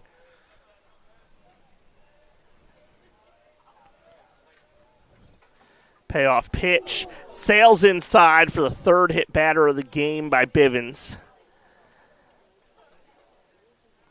So that'll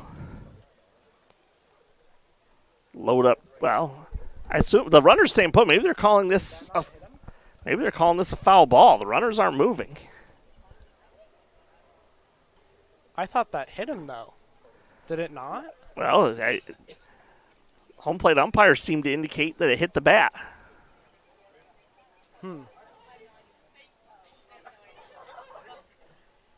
And we don't have that front angle to see it, so I can't go back into the live stream and relook at it either.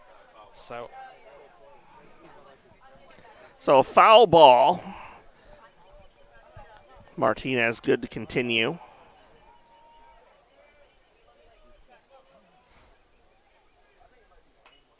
A foul back.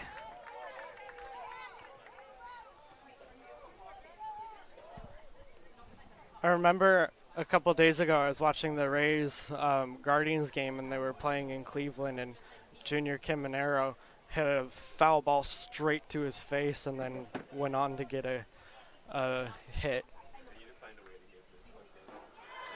It is ball 4 inside. And that's going to be it for Bivens' night. With the bags full and 1 away here in the top of the 5th inning and 2 runs already in, Grady Bivens is going to get the hook from Josh Beauregard. Bivens didn't face him at first, walked to the third base side of the mound. He still is lingering there at the lower side of the hill, but he'll surrender the baseball, and the Tritons will go to the pen. We'll step aside here on the Sunshine State Conference Digital Network.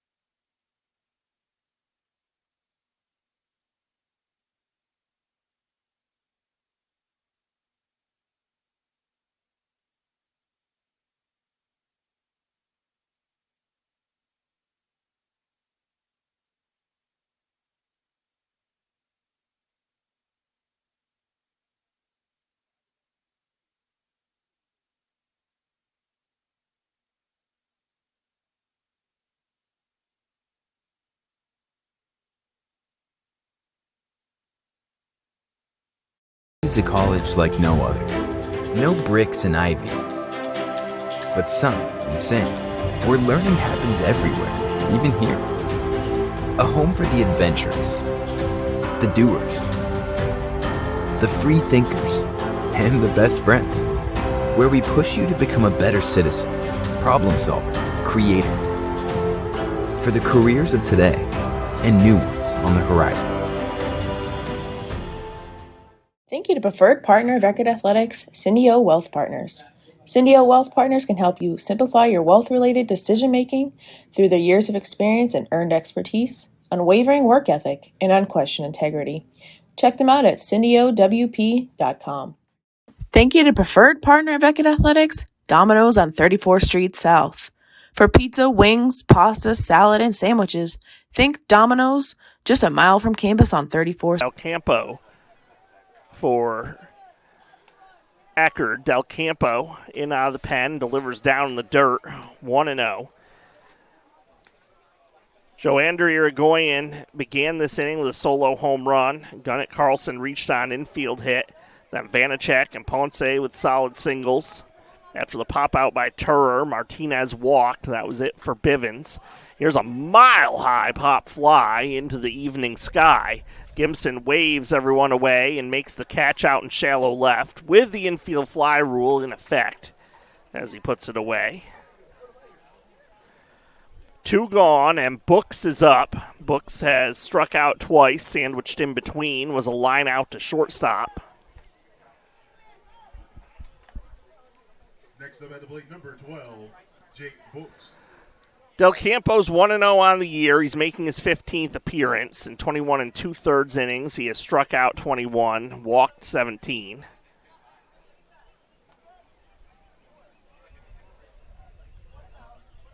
Pitch to Books. Spins a tight breaking pitch over the inner half for a called strike.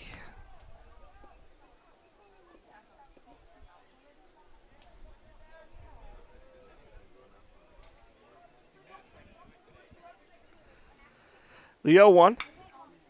Foul down the right side, 0-2.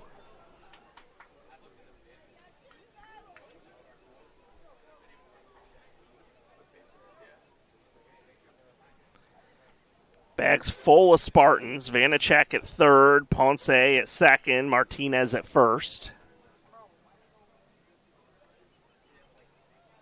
0-2 to Books. Pitch stayed up. Del Campo wanted the call. Started to dance off the hill, but it's not going to go for him. 1-2.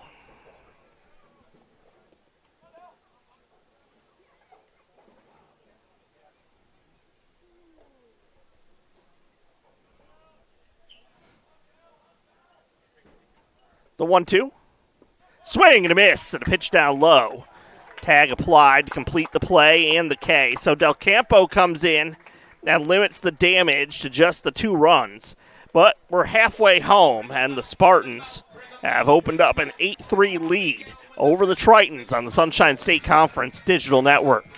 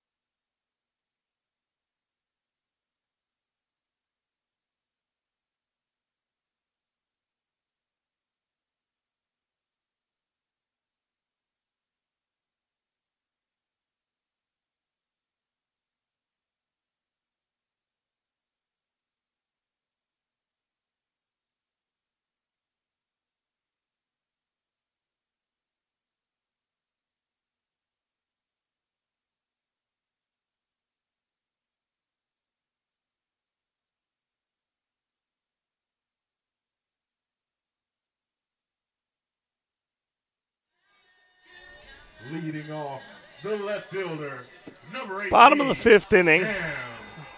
The meat of the Eckerd order up. Gelwick, Cabina, and Garrido. Tritons have acquitted themselves well against Robert Satin. but trail 8-3. The first pitch to Gelwick is a strike. He's flown out in foul ground and hit into a 6-4-3 double play.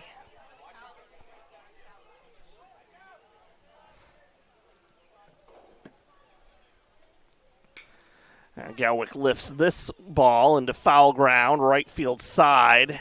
It lands in no man's land, 0-2.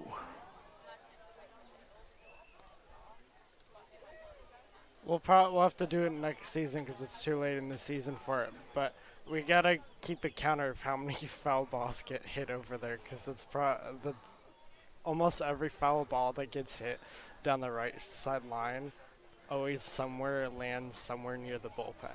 Well, there's just so much foul ground down there. 0-2 pitch outside.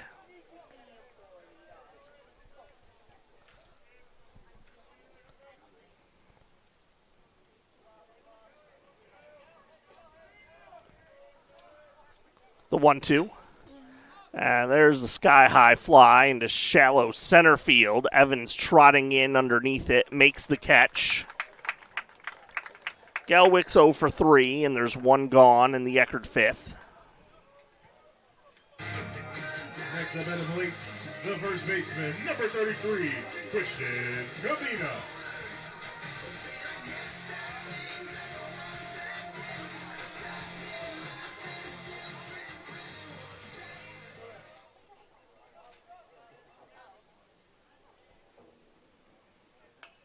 First pitch swinging. Christian Cabina sends a foul ball back.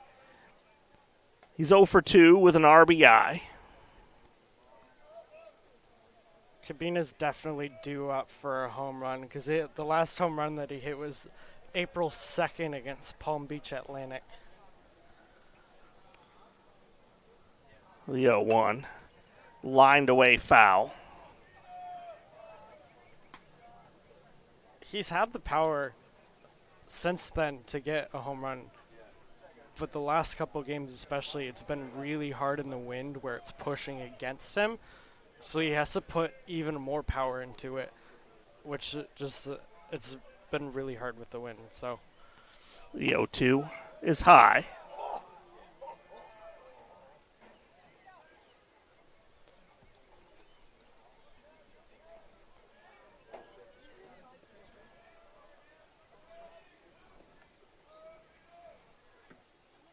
The 1-2, low and in.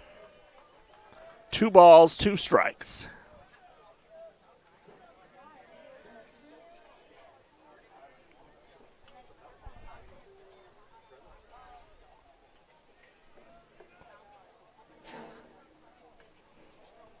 Satin's 2-2 is blasted through the left side of the infield. Cabina put the thick part of the bat on that one, and he's aboard with a base hit.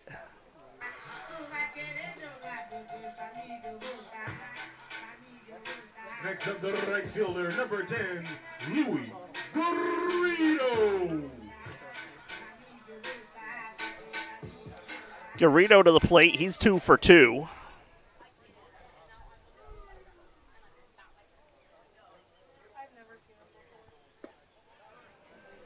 Ball low, 1-0.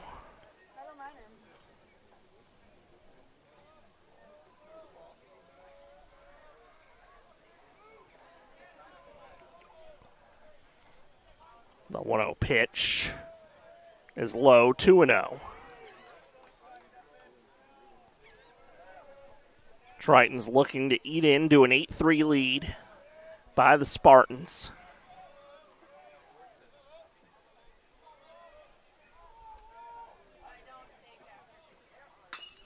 Bouncer down to third. Martinez goes up the middle for 1. Woodburn's throw on to first is not in time. So 5-4 goes the fielder's choice. Garrido aboard, replacing Cabina at first. 13, Hunter Rebhand. Rebhand to the plate. He's 0 for 2.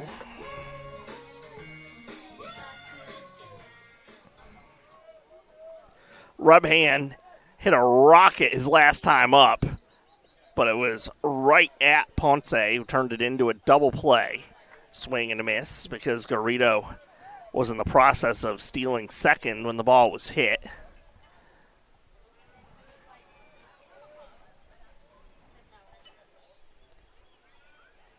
The 0-1. Rebhand checks his swing, a ball and a strike.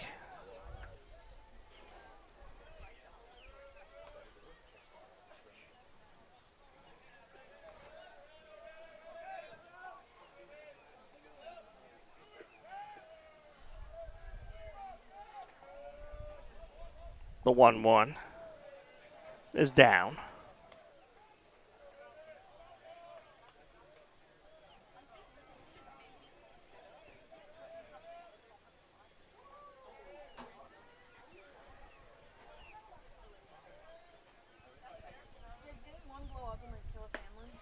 Outside, 3 balls and a strike.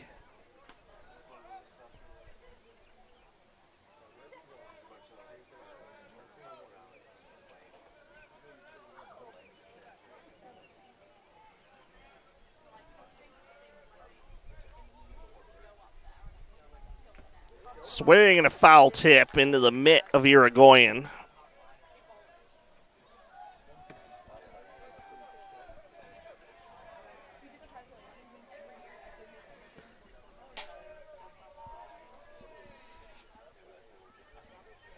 Payoff pitch, fouled away.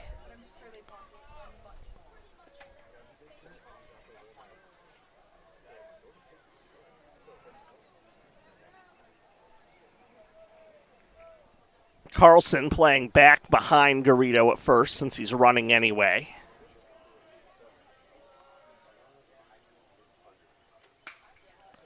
Lined away foul.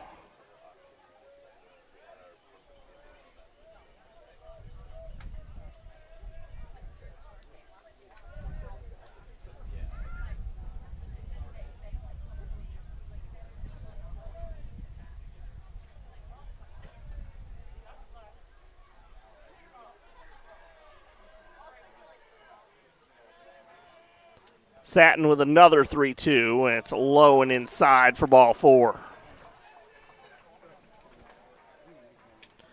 So Rebhand aboard with 2 away, and the Tritons going to really use a 2-out hit from Lino to make something of this 5th inning. If I'm not mistaken, that was the first walk of the game for Tampa.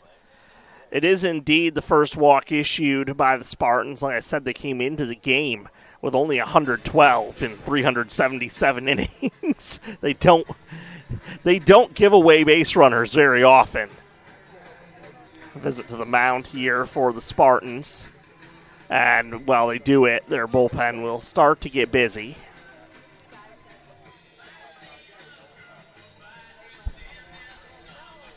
This has been far from Satin's best day, as he's fighting just to get through 5 innings at the moment.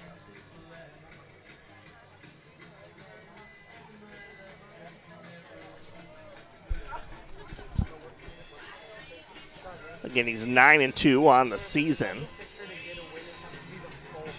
At the plate, the catcher, number 25, Anthony Lino. So here's Lino.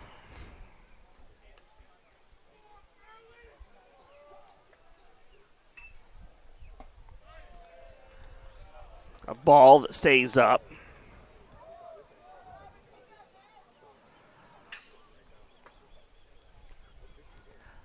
Satin on the season only issues 1 walk for every 5 strikeouts he gets. Tritons have done all right with avoiding the K. 2 balls, no strikes. Satin's got 4 of them today.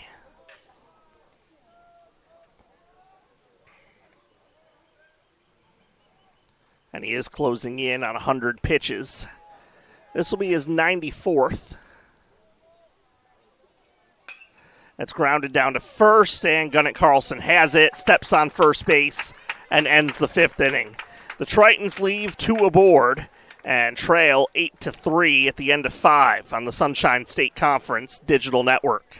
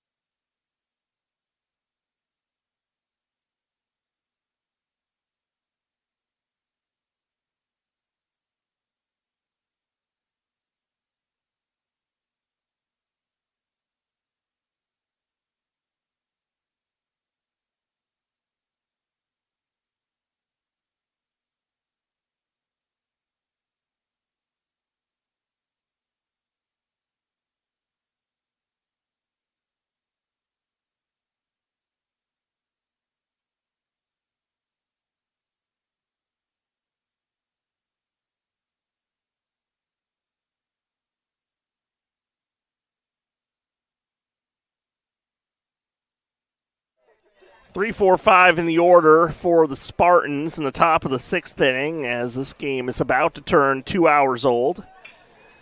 At the plate, number 2, Braden Woodburn. Braden Woodburn steps in. He's 1 for 2. Del Campo continues and delivers inside and a smidgen up as well, 1-0.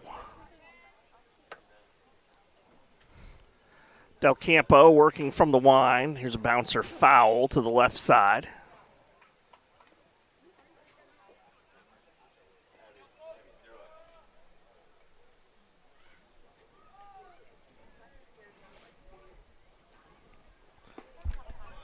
Called strike, 1-2.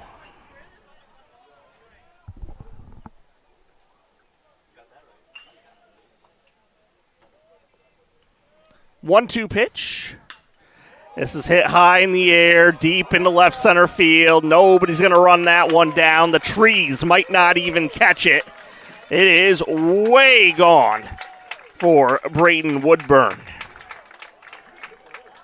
9-3.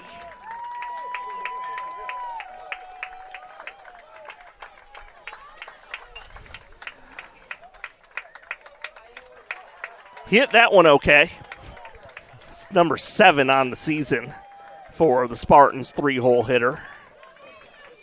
Just the amount of pure power that Tampa has. It's insane. And it also just proves why they're in the top 3 for hitting for SSC and why they're number 2 in the country. We're seeing a masterclass right now. Pitch to Irigoyen, called strike.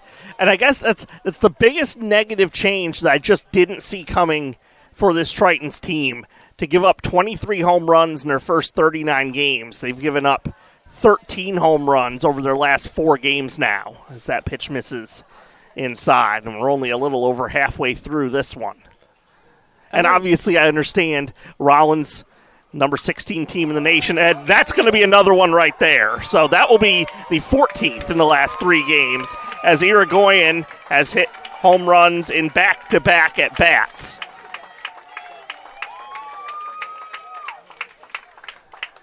He is going to take his time savoring the trip around the bases. His 7th home run on the year. Yeah, that pitcher's just hung a little too much in the middle of there.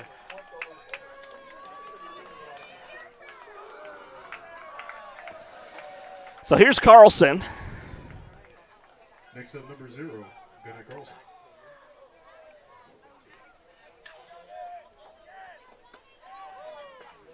Ball high, 1-0.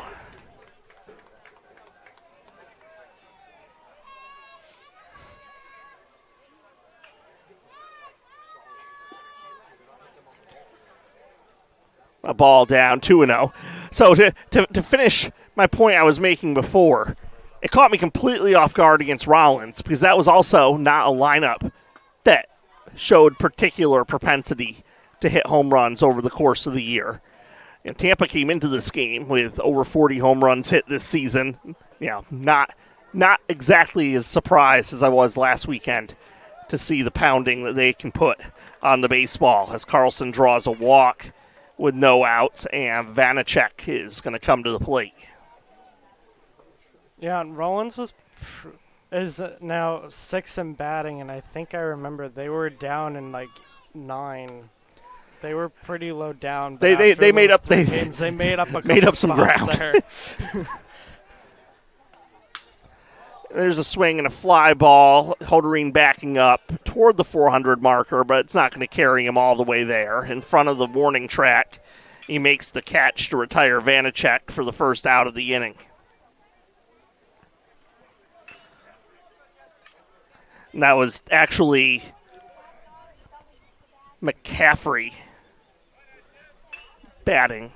Dennis McCaffrey pinch hitting there. I missed the announcement of the pinch hitter. So Vanacek out of the game and replaced by McCaffrey, who flew out there.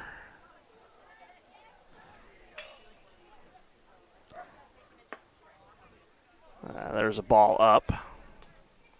This is still Jesse Ponce up in the batter's box, hitting in the 7 hole. He is 1 for 3 with a single and an RBI.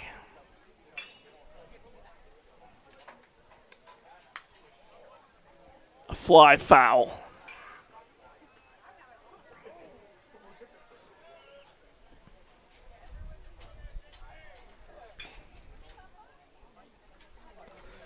So, with the exception of a couple of defensive hiccups in the first inning, Spartans have certainly lived up to their billing. There's a pitch in the dirt.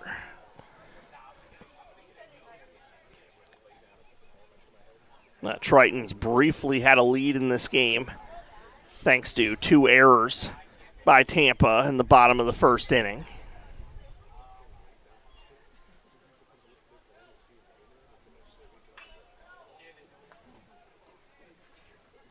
The 2-1 pitch lifted away, foul, 2-2. Before the game, I talked to Coach Urso and I asked him, because he has back-to-back national championships and back-to-back SSC championships, I asked him what his secret is to having such a successful team after this pitch. The 2-2 is inside and low. And he told me that consistency at the top is key to a good team because the players know what is expected of them, but also the kind of atmosphere that the team has and needs based on the coaches. The 3-2, bouncing ball up the middle and through. Stopping at second base, Carlson. And his 2 other assistant coaches, Sam Militello, as the assistant head coach, is in his 25th season, played for the Yankees in 1990 and through 1994, Marlins 94 to 95, and Yankees back to the Yankees in 96, and coached the Tampa Bay Devil Rays in 97 and 98, as well as pitching in the MLB for the Yankees. And Jose Jimenez, the assistant coach, is in his 14th season. There's a foul back off the bat of Turer. And Jimenez played in the LA Angels minors from 2006 to 2009, reaching Double-A. So they have a lot of depth in coaching in Tampa. It's an experienced coaching staff. It's one that brings a lot of experience and credibility with them to the job every day. And, it's certainly no surprise the type of program they have over there across the bay. 1-1 pitch is down, 2 balls and a strike.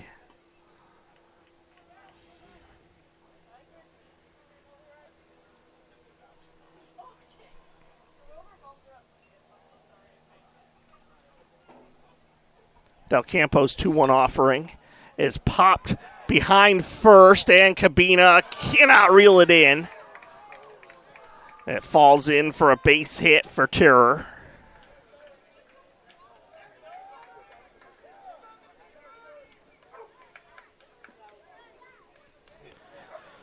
Carlson to third, Ponce to second, Terror's aboard at first, and the bags are full for Martinez in a 10-3 game. And we'll see if it is Martinez. It is. Next up, number 4, Jack Martinez.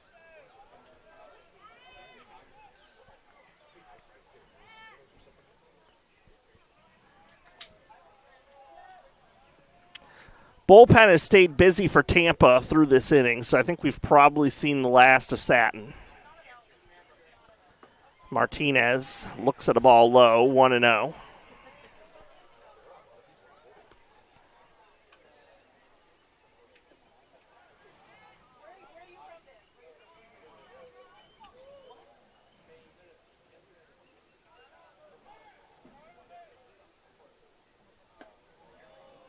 Two balls, no strikes.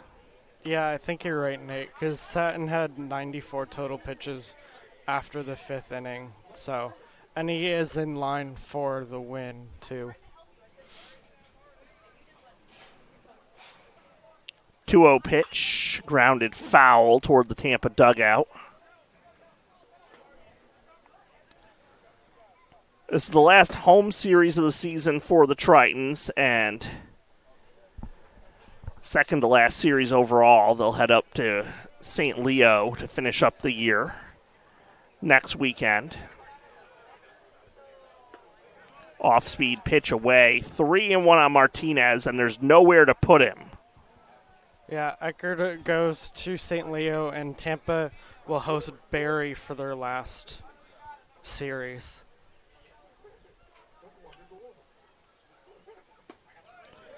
And a run walked in by Del Campo. Makes it 11-3.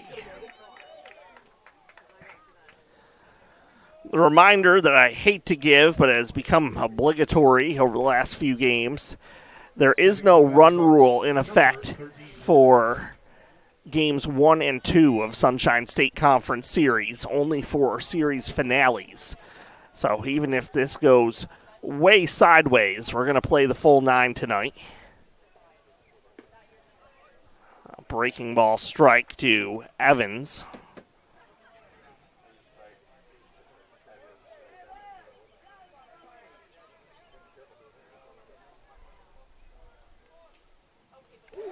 And a hit by pitch will force in another run here. Second time that Evans has worn one this game.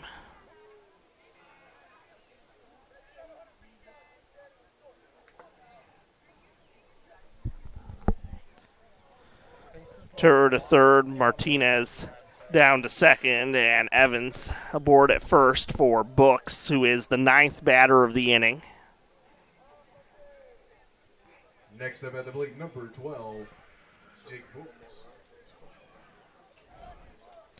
Woodburn on deck. He opened this inning with a solo home run. Irigoyen then followed. And a wild pitch will bring in the next run for the Spartans. Terror scores. Martinez over to third. Evans to second. And it's 13-3.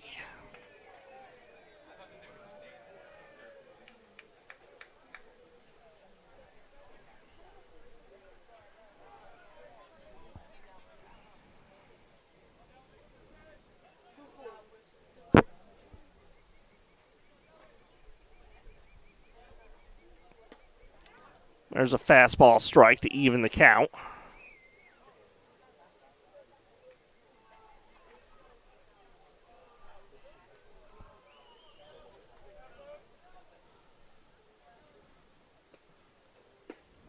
A big swing and miss. Moves the count to 1-2.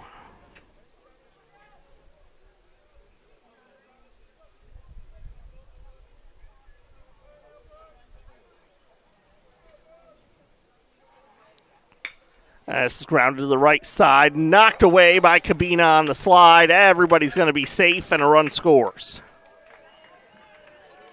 Martinez touches the Pentagon. Evans over to third as Books reaches first, and Woodburn will bat for the second time in the inning.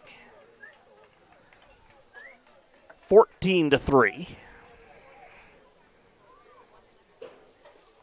At the plate, number 2, Braden Woodburn. Woodburn led off this inning with that solo home run.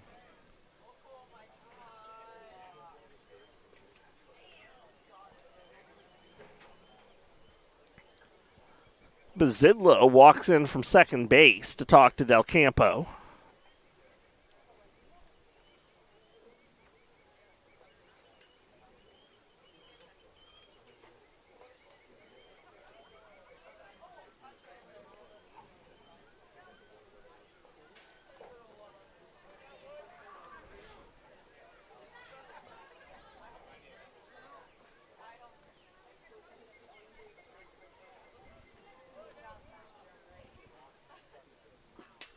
First pitch swing and a pop up into shallow center, which Gimson takes charge on and makes the catch to retire Woodburn for just the second out of the inning.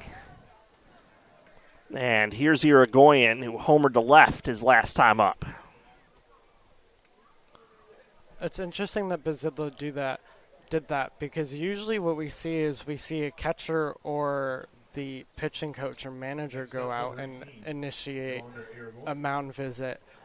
I do think with what's been happening in mound visit was a little bit necessary just to try to get Del Campo back in the right headspace.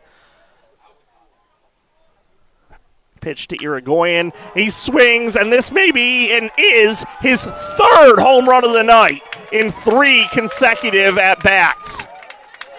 It's 17-3. That ball just leapt off his bat.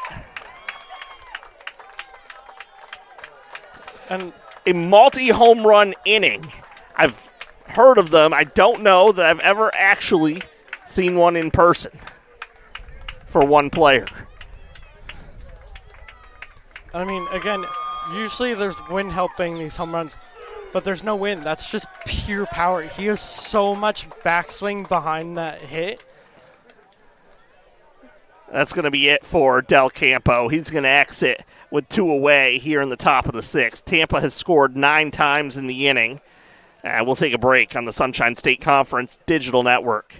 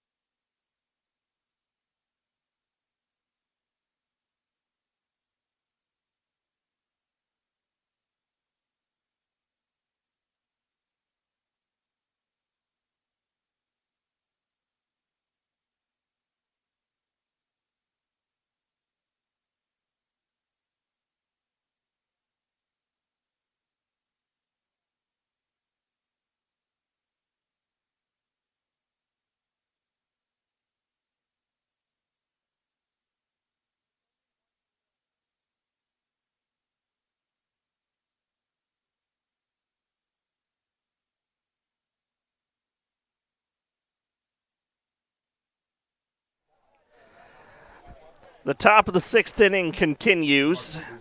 9 runs have crossed the plate so far. Gunnett Carlson to face Carson Womer, who is the 3rd Tritons pitcher of the game. Ball down, 1-0.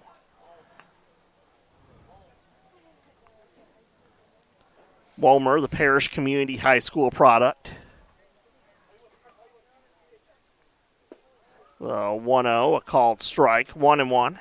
Transferred from Jacksonville State. He played in Jacksonville State as an infielder and then decided to become a pitcher, so he's been pitching for the Tritons, coming off an injury. A ball outside, 2-1.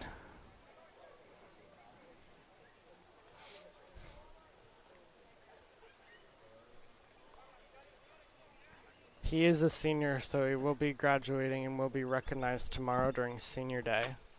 Here's a tapper to the right side. Cabino with the underhand feed to Womer, and he hangs on for the out for the final out of the inning. But what an inning it was for the Tampa Spartans. It featured 3 home runs, 2 of them by Joander Irigoyen. 9 runs scored and the Spartans lead 17-3. And they'll have a new pitcher on the hill when we come back on the Sunshine State Conference Digital Network.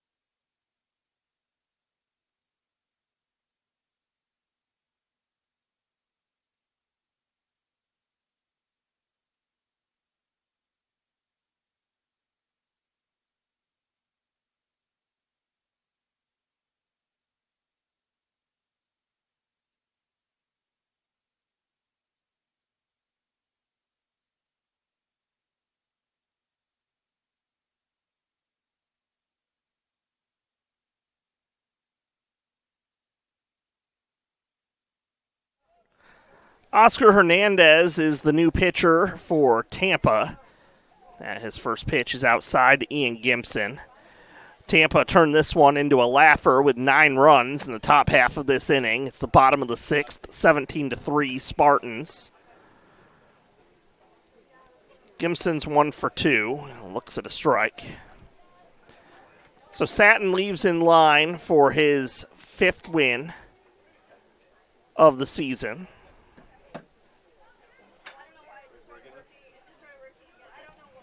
Pitch low, 2-1. Hernandez making his 15th appearance. He's 0-1 with 2 saves, 21 1/3 innings pitched. 16 strikeouts, 3.80 ERA. 3-1 count.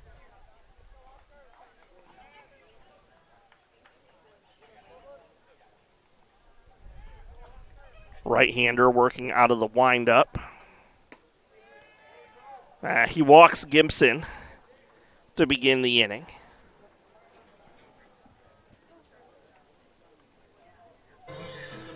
Next up at the plate, Campos to the plate. 7, Campos.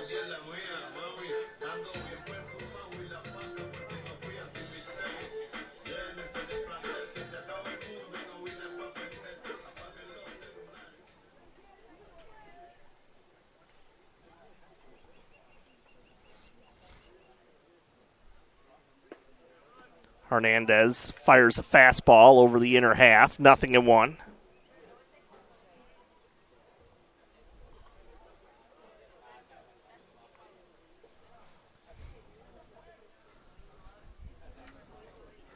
The 0-1 pitch, cut and a miss by Campos.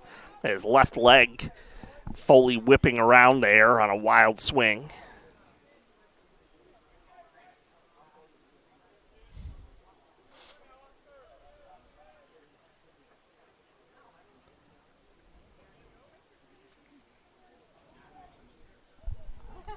The 0-2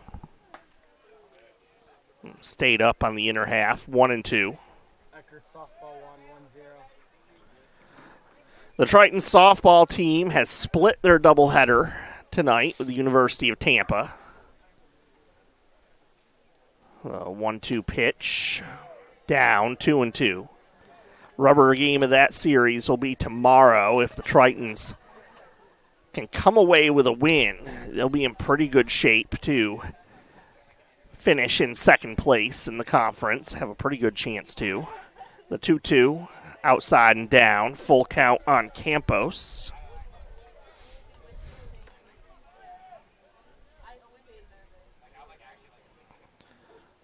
Triton softball team will wrap up their home slate with a series against number 1 in the nation, St. Leo, next week. Hernandez has issued back-to-back walks, so after I lauded how the Spartans rarely walk batters, Hernandez with a 14-run lead is struggling to find the strike zone. Bizidlo up, he's 2 for 3.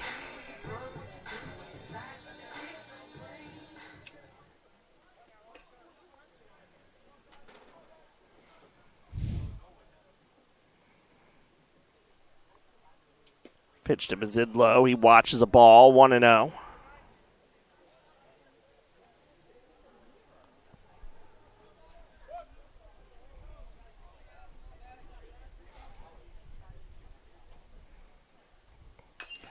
There's a bouncer foul down the left side. That St. Leo final series for Triton softball for senior day is going to be really fun, especially after what happened last season with all the ejections and by the coaches of Eckerd, and players had to be the base coaches, and it was this whole thing last season. Yeah, I missed that. I've heard a little about it. Inside, 2-1. Yeah, I was able to interview all the softball seniors, and and they were all telling me about that series. So next week, tune in. We'll talk a little bit more about it.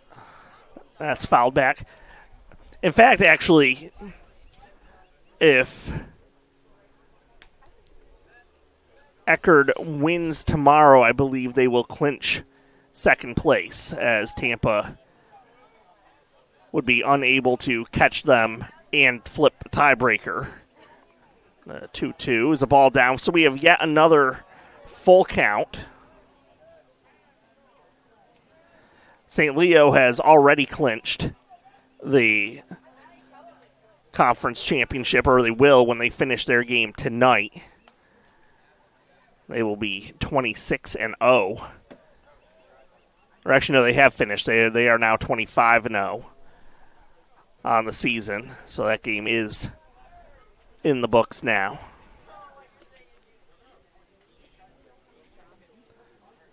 Three-two pitch. Bouncing ball, this could be 2. Woodburn, and I'm not sure why he gave the ball up. Looked like he could go to the bag himself. Made a late toss, and the ball is thrown away by Ponce. So that'll allow a run to score for the Tritons. A bit of a miscommunication by the Spartans. It'll be a fielder's choice and then an E6. Number 1, Ori Hodori. Gimson scored on the play. Campos forced out. Bizidlo winds up at second with 1 away, and Hodorine at the plate. Hodorine takes the strike. Hodorine's 2 for 3 in the game, has scored a run and driven one in as well.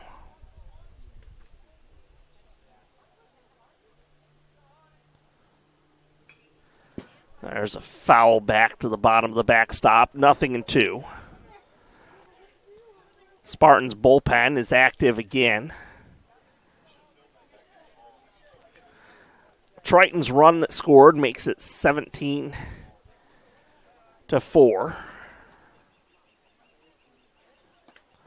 0-2 pitch is outside.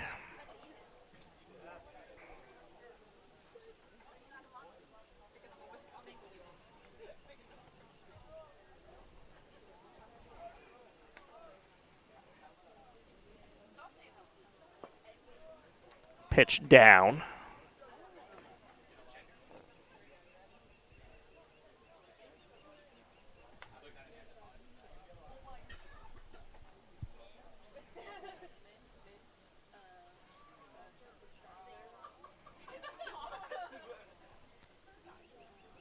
The 2-2.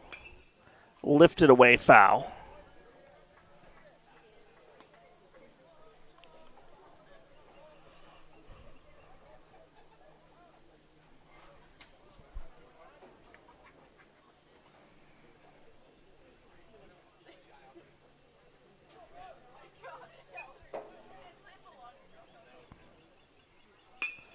Here's a grounder to second base. Woodburn up with it. Sidearms over to first for the second out.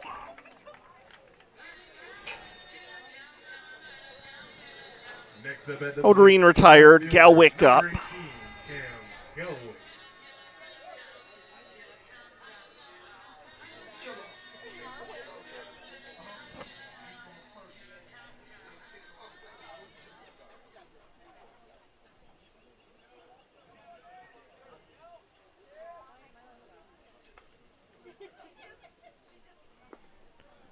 Ball taken down.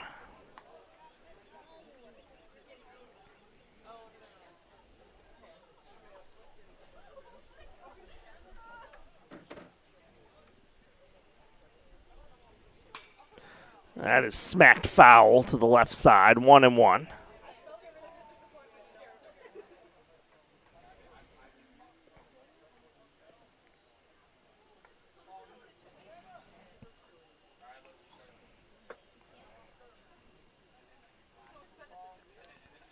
Hernandez's 1-1 pitch is taken low.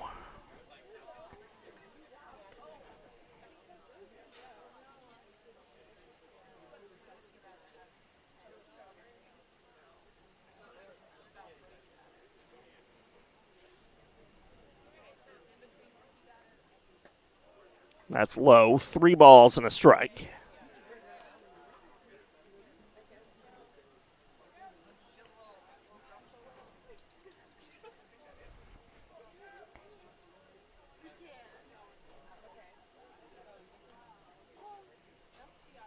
The 3-1.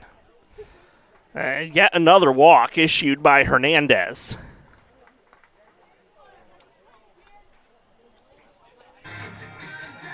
They had no walks until the end of the 5th, and then this is the third walk just this inning. Yeah, Hernandez has not had a feel for the strike zone at all, or how to throw a pitch into it in particular.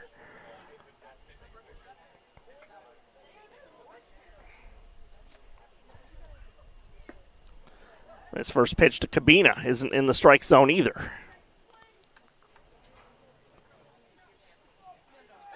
I mean, with Cabina, you really can't pitch him into the strike zone or else he's going to get a hit.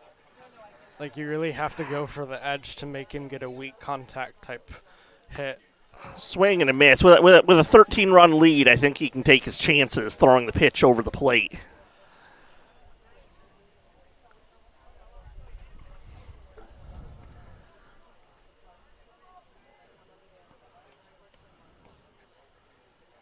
The 1-1. Inside, 2 balls and a strike.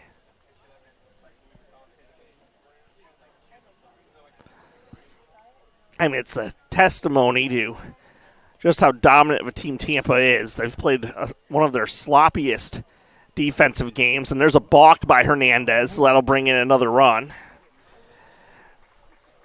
It certainly has not been one of their best pitched games, and yet they're still cruising toward victory, up 17-5.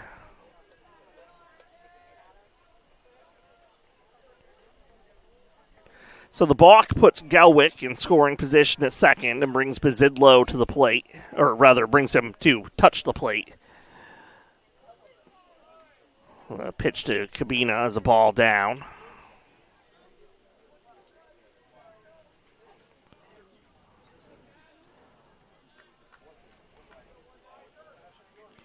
Hernandez has thrown more than 30 pitches in the inning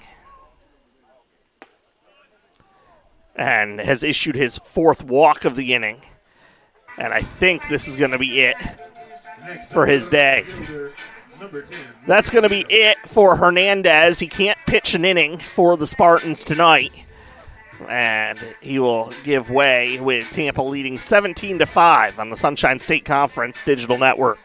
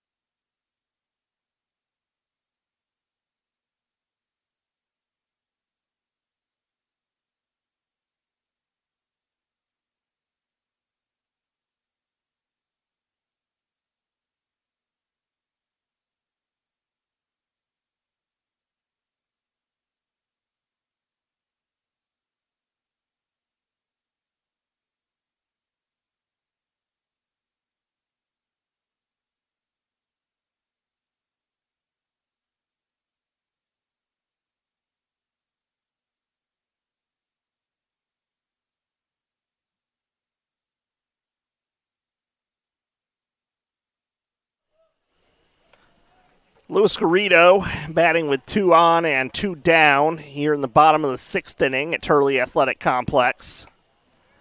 Corey Lyles, the new pitcher.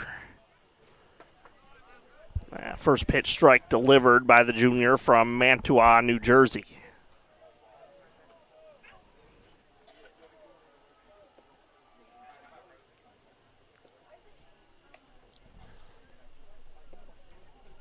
Oh, 1 pitch. Popped up, shallow right field. Woodburn out into shallow right and makes the catch for the final out of the inning. So the Tritons plate a pair here in the bottom of the 6th inning, but it's just a mosquito bite and a big pool of blood as Tampa's rolling up 17-5 after 6 on the Sunshine State Conference Digital Network.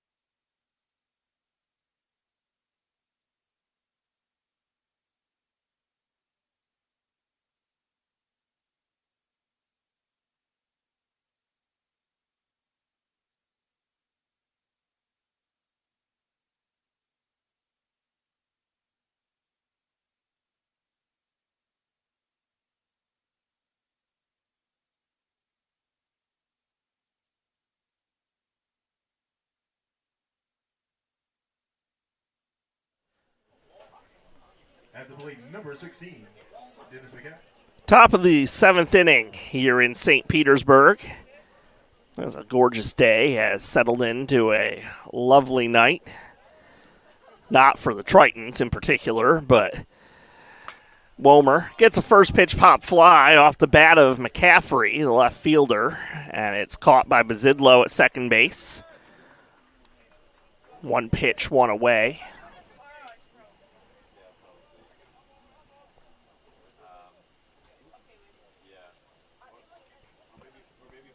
Ponce to the plate.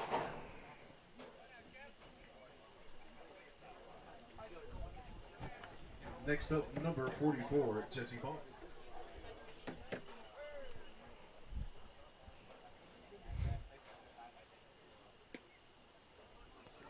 There's a strike.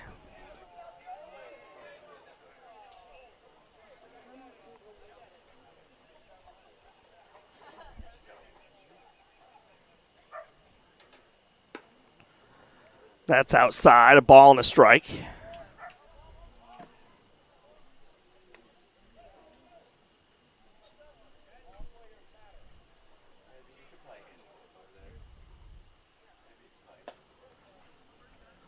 That's out of the zone.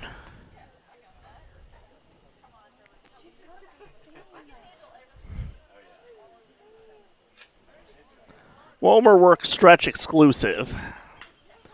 Fly ball foul.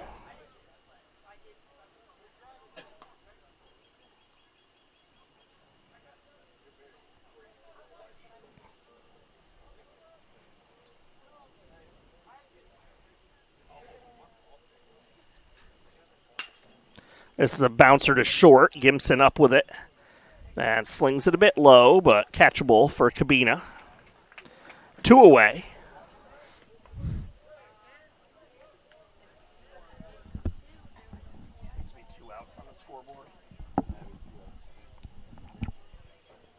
Turr to the plate with the bases empty and 2 away.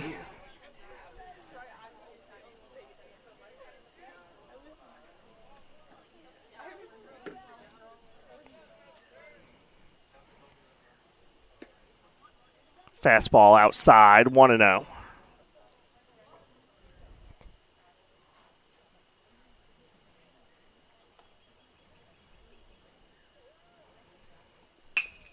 And this is hit past Womer, and Bazillo knocks it down, but winds up committing the error at second base.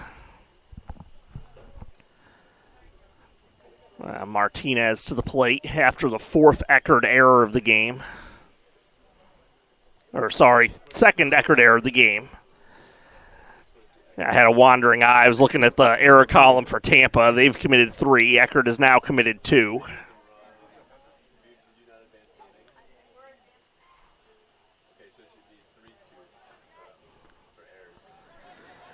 A little bit of trouble for Lino finding the ball that time, but Turr's not going anywhere.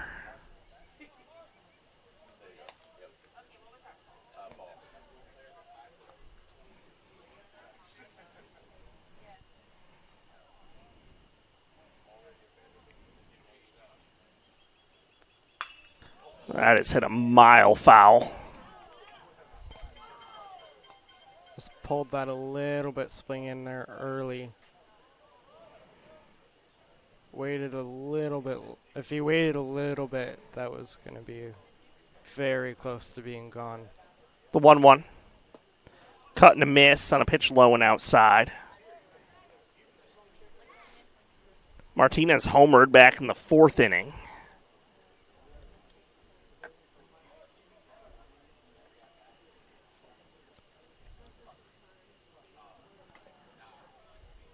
A throw over to first.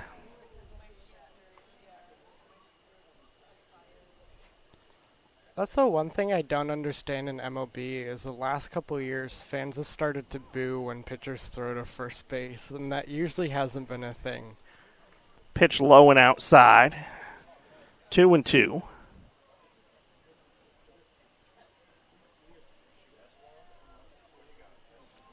Well, the commissioner listened, and that's why they've cut down on how many throws over to first are allowed now in MLB. Full count, so the runner will be going on this next pitch.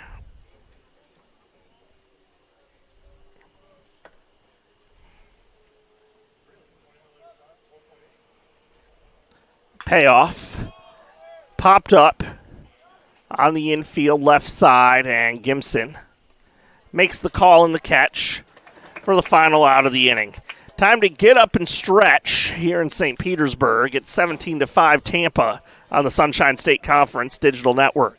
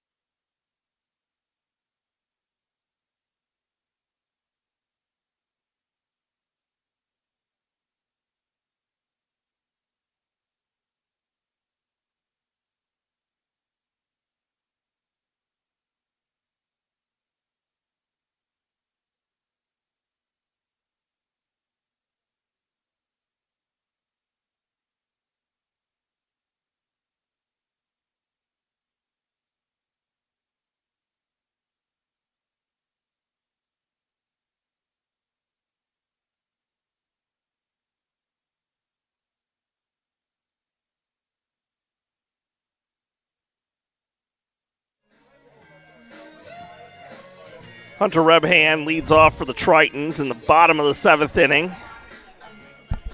Tampa 17, Eckerd 5 here on Friday night in St. Pete. 6, 7, 8 in the order against Lyle. And his first pitch is golfed into left field for a hit. Rebhan will give it a look, but stop at first with a leadoff single.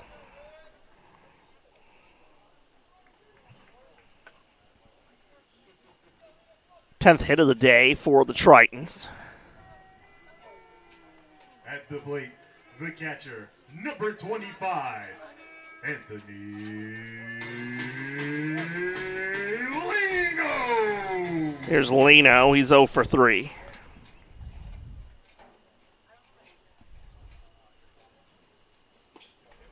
Pitch inside, 1-0.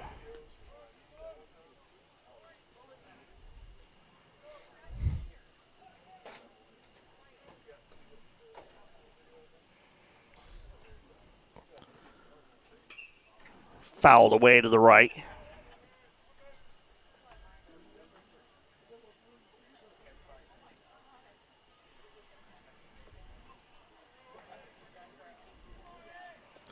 A ball and a strike on the Tritons catcher.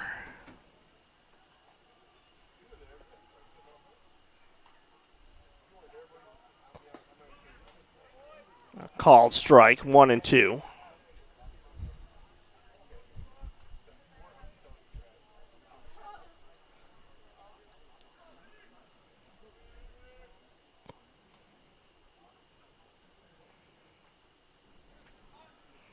Lyle's 1-2 pitch is low and outside.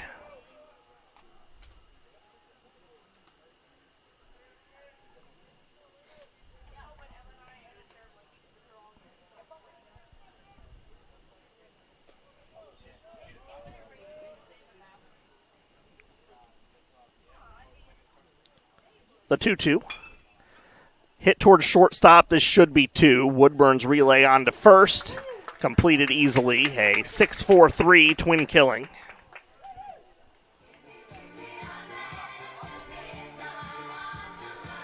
Two away, and the bases are empty for Gimson.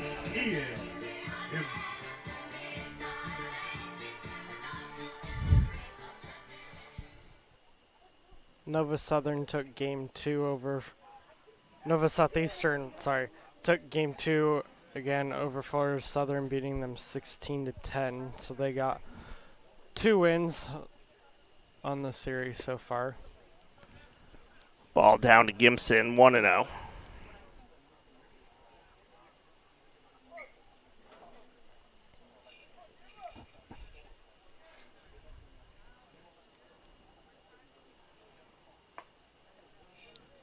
Two balls, no strikes.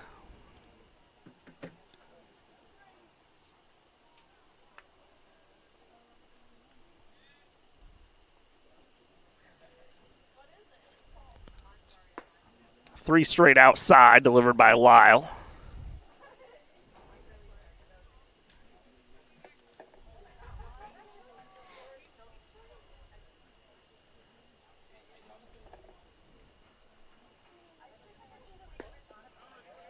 There's a strike.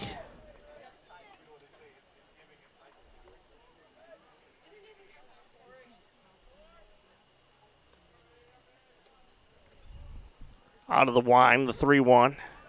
On the inner half, 3-2.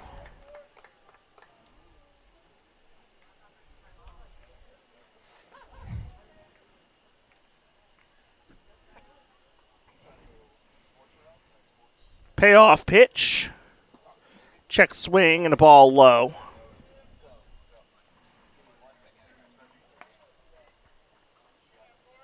Yeah, it was a nice job by Lyle to come back from a 3-0 count and make it a full count, but that pitch was just low for ball 4. Campos to the plate. He's 1 for 2 with a single and a walk.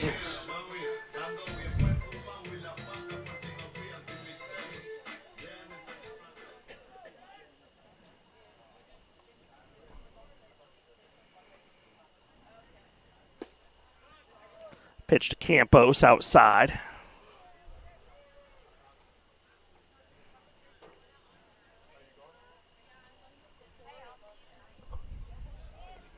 The 1-0. Breaking ball strike on the inner half, 1-1.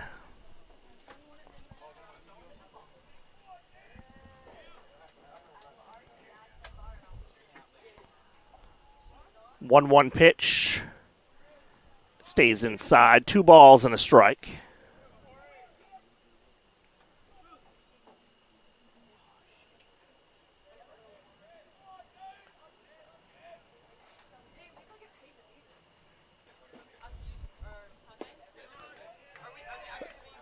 There's a strike called.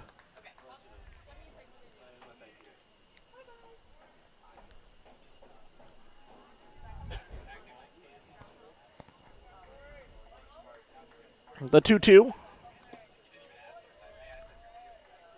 That's a ball, and the count is full, so that'll free up Gimson to run.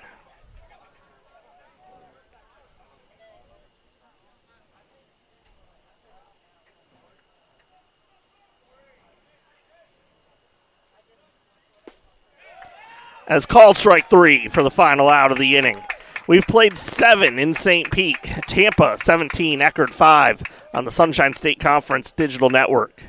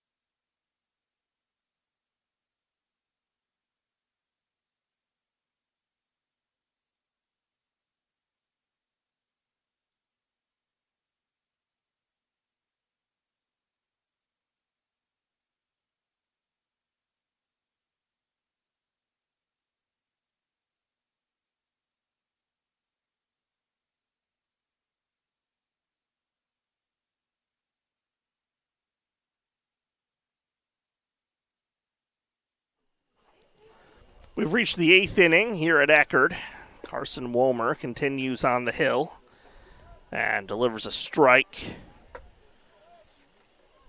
to Jordan Evans. So we're back at the top of the order for Tampa. Evans hits a high hopper to the left side of the infield. Long throw for Gimson, and even with the stretch on the back end of the play, no chance there. Thomas Frotto has come in to play first base for the Tritons. Infield hit for Evans to begin the inning. That was a good job by Gimson to not let that get out of the infield. Had to jump up a little bit to try to grab that one.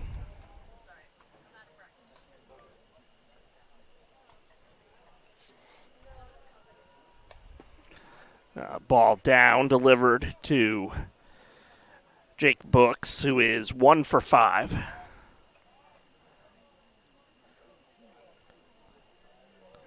think that was the only defensive change for the Tritons. That pitch is off the glove of Lino, goes to the backstop. A sailing high fastball, advancing Evans.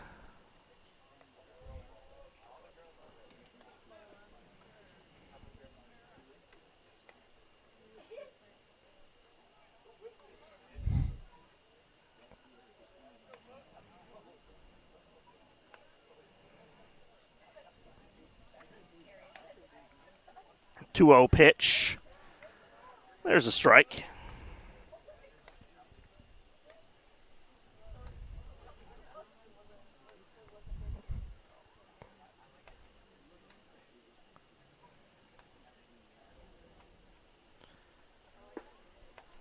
Pitch inside. 3 balls and a strike on books.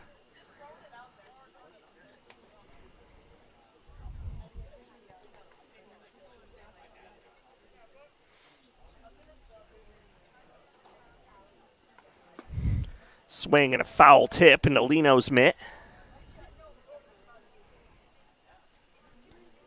Full count on books.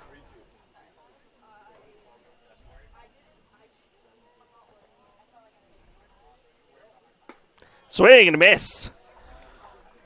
Book strikes out for the 4th time today. So, golden sombrero for the Spartans right fielder. Gives Womer his longest outing of the season of 1.2 innings so far. His longest has been 1.1 innings. Here's Woodburn. He's got a single, a home run. He's been hit by a pitch. He looks at a ball, 1-0. On deck is Irigoyen, who has homered in 3 consecutive at-bats. He's 5 for 5 on the day.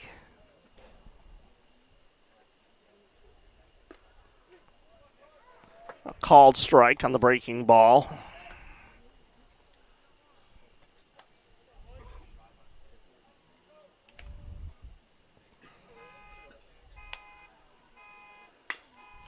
Here's a bouncer towards second. Bazidlo bobbles, recovers, and with a strong throw, gets the out at first for the second out of the inning.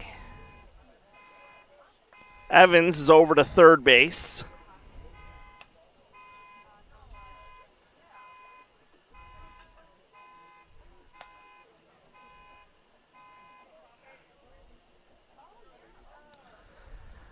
So here is Irigoyen.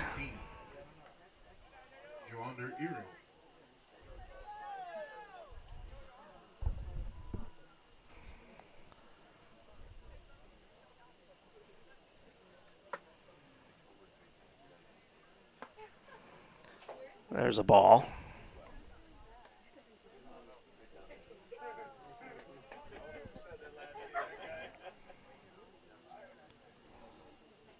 Irigoyen homered twice during the 9-run 6th inning.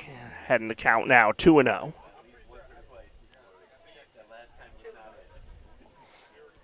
And he has 3 home runs just this game, too. 5 for 5 with 5 RBIs, 4 runs scored, and Womer's not going to throw anything close to him, it doesn't look like.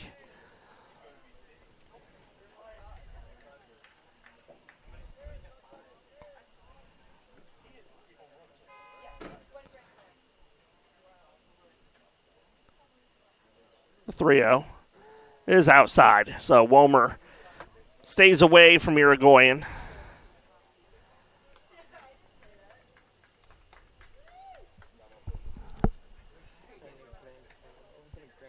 Here's Carlson with men on the corners. Next up at the plate, number 0, Bennett Carlson.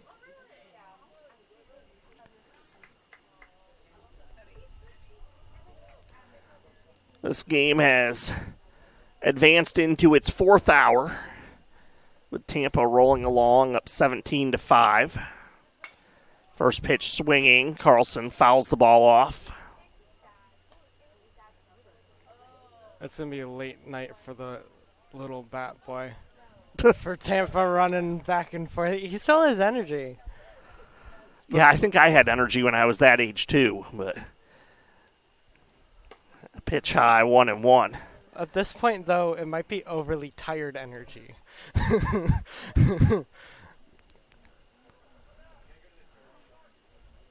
That might be what I need to get through this game at this stage. The 1-1. Called strike 2. Yeah, because the Tritons are home, we have to bat the bottom of the 9th.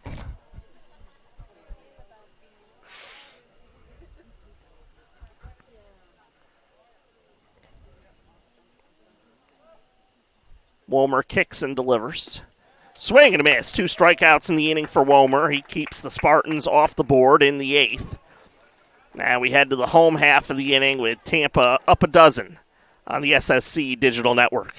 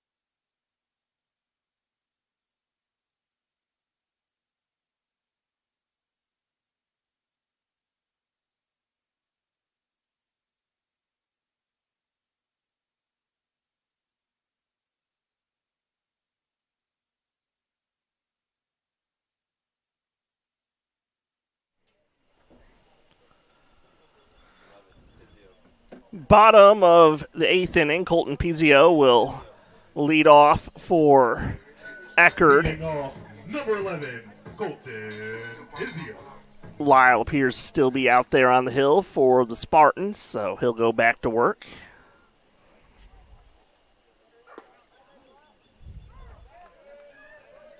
He dumps a first pitch strike in there. So it's Pizio pinch hitting for Bazidlo. The 0-1.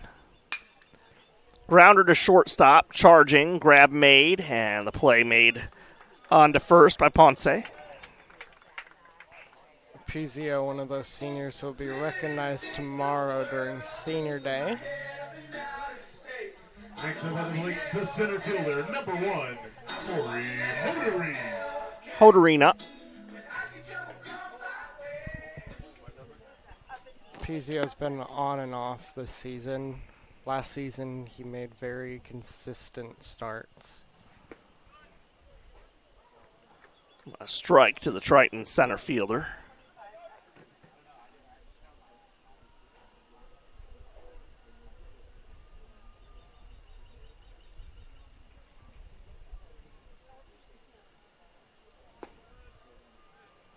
That's down.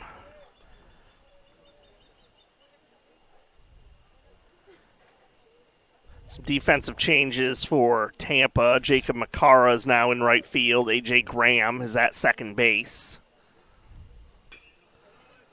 There's a foul.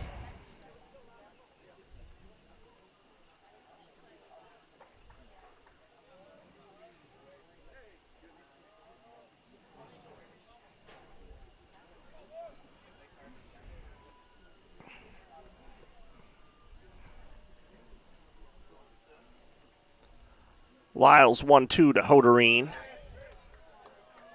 Stayed outside.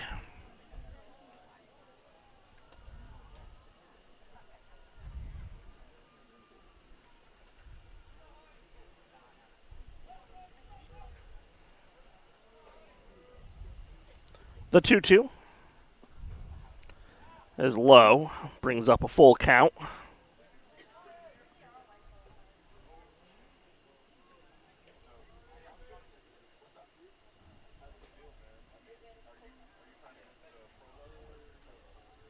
Payoff pitch inside for a ball.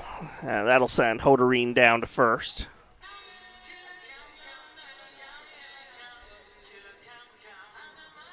Next up at the plate, the left fielder, number 18, Cam Gelwick. Brings up Gelwick, who's 0 for 3. Tritons actually briefly had a lead in this game back after one inning. They were up 2-0. It was 3-3 after 3. It's been all Tampa since then. Called strike to Gelwick.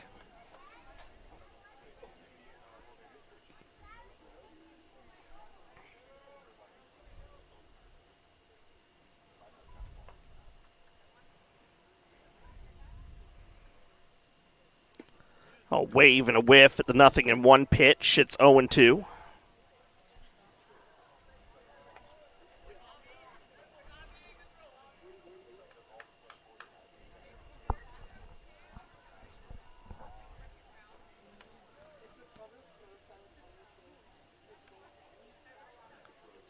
Swing and a miss.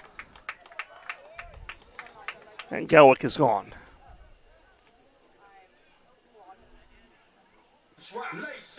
Thomas Frotto to the plate for the first time today. Next up at the plate, number 24, Thomas Frotto.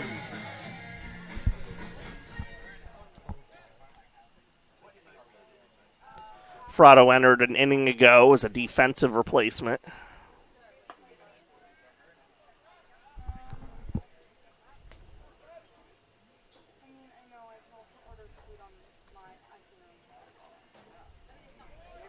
One to 0 on Frotto.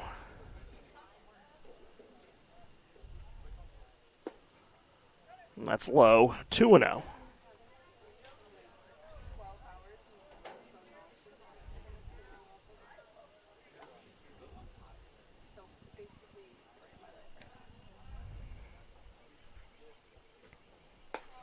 Frotto watches high. 3 balls, no strikes.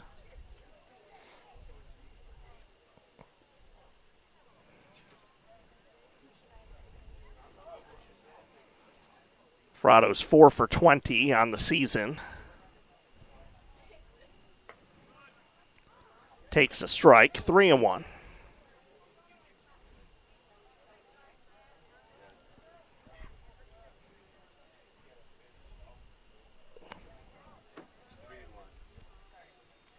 The 3-1 pitch to Frotto by Lyle. Popped up, that'll get out of play.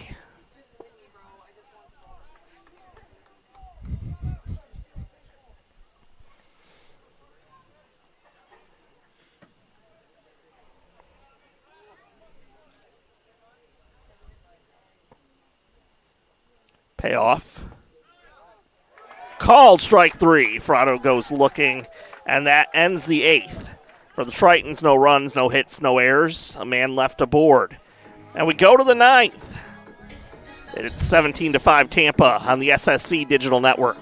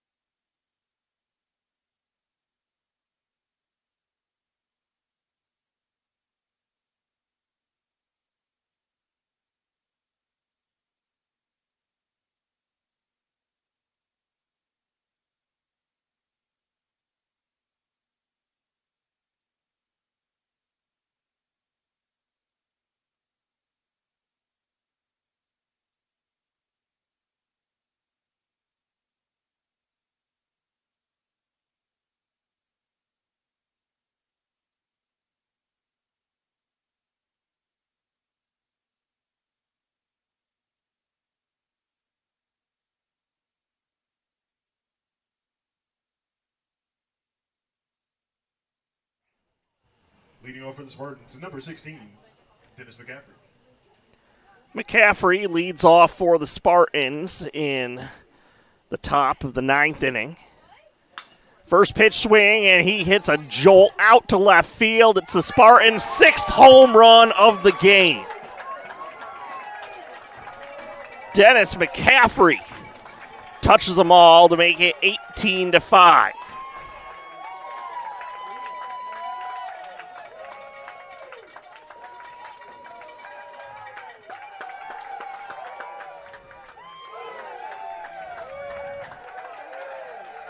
First home run of the season for Dennis McCaffrey.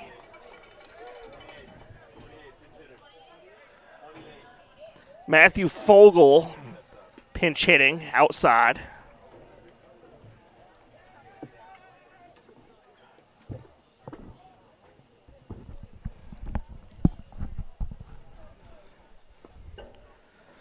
That's 2-0 on Fogel.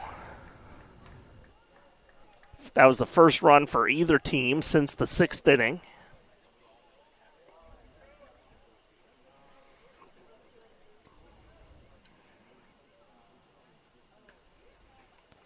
Swing and a miss, 2-1.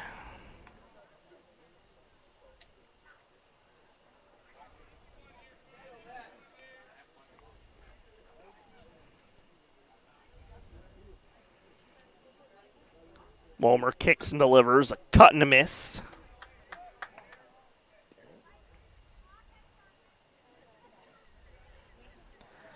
Fogel, an Orlando native. He goes down swinging.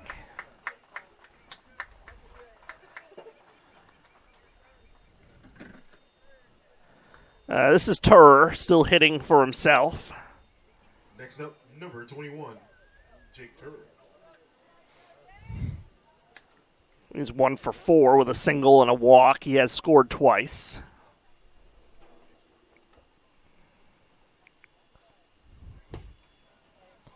First pitch, fastball strike, 0-1.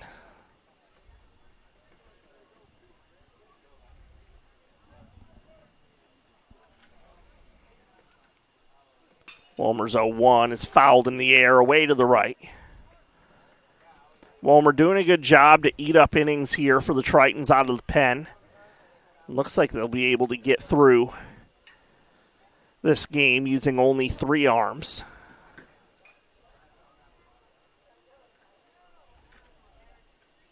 The 0-2. Outside, a ball and 2 strikes.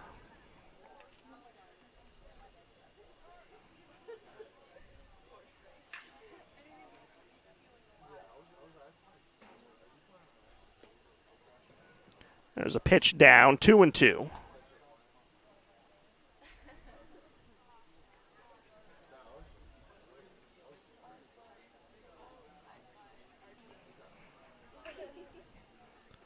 The 2-2. Hit in the air into right center field. Garrido over to his right. Makes the catch, 2 away.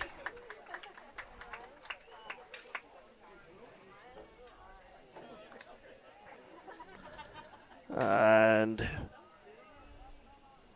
trying to see who this is coming to the plate. For the Spartans, number 29, Drew Kennedy. It's Drew Kennedy from Malvern, Pennsylvania.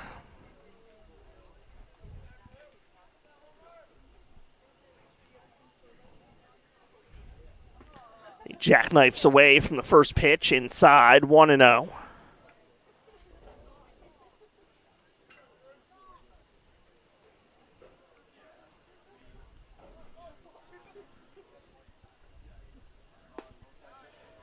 Inside, 2 balls, no strikes.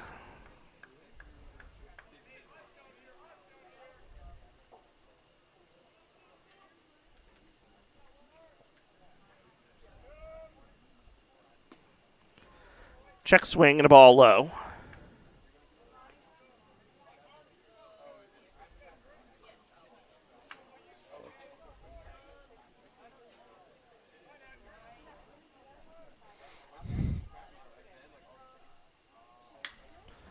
This is skied into left field. Shallow left. The shortstop Gimson out to make the call and the catch for the final out of the inning. Last licks coming for the Tritons when we return. 18-5 the score. Tampa leading on the Sunshine State Conference Digital Network.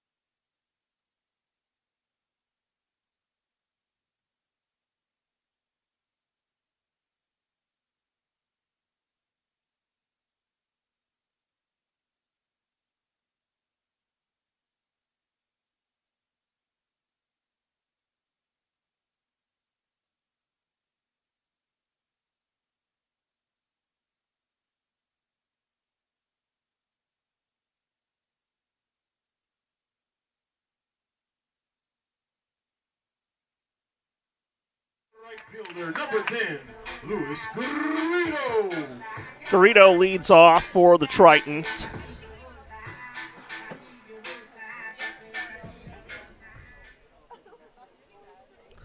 Alex Lesh is on the hill for Tampa to close this one out. Garrido fouls off the first pitch from Lesh, right-hander from Mater, Louisiana.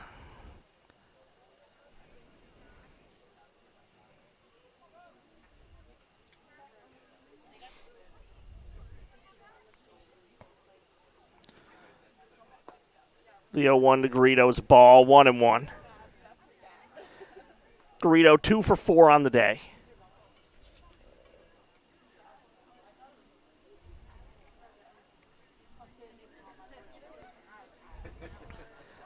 Kick in the 1-1. High fly into the shallow right field. And the catch is made by the second baseman, who is Fogel now at second. We hope. We think it might be. Next up, at the plate, number 5, Cole Shoemaker. Shoemaker hitting in Rebhand's spot.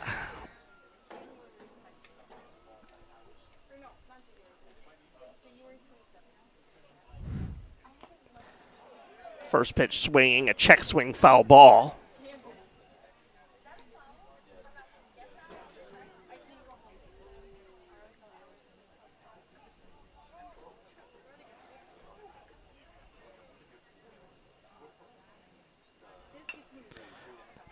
Bouncer back to the hill. Lesh has it. And overhands to first for the second out.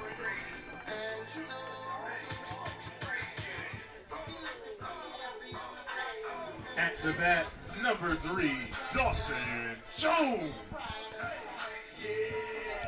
Jones up to pinch hit for Lino.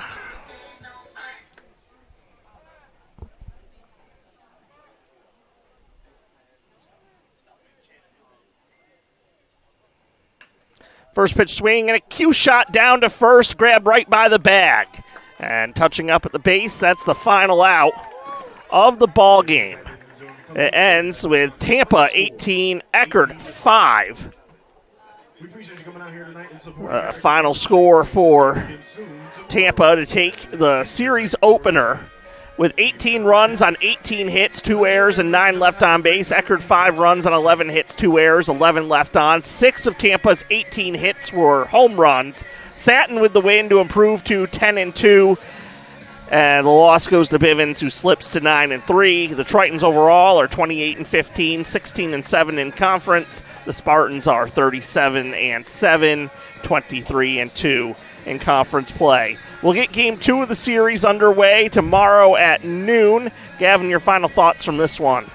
Yeah, it was nice to see this kind of comeback from the Rollins series. Although it was an 18-5, they had 11 batters left on base, and with 10 hits, and that wasn't the case for Rollins. They weren't making plays, they weren't getting hits. This time they were making plays and getting hits, but those home runs, they need to minimize those home runs, because those home runs, one of them was a 3-run home run. Those home runs, they need to settle it down and not allow so many home runs in the last couple games. That'll do it for our Tritons insider, Gavin Myers. I'm Nate March. The Tritons once again fall 18-5 to Tampa in the series opener. Thank you for tuning in to Tritons Baseball on the Sunshine State Conference Digital Network. Have a good night.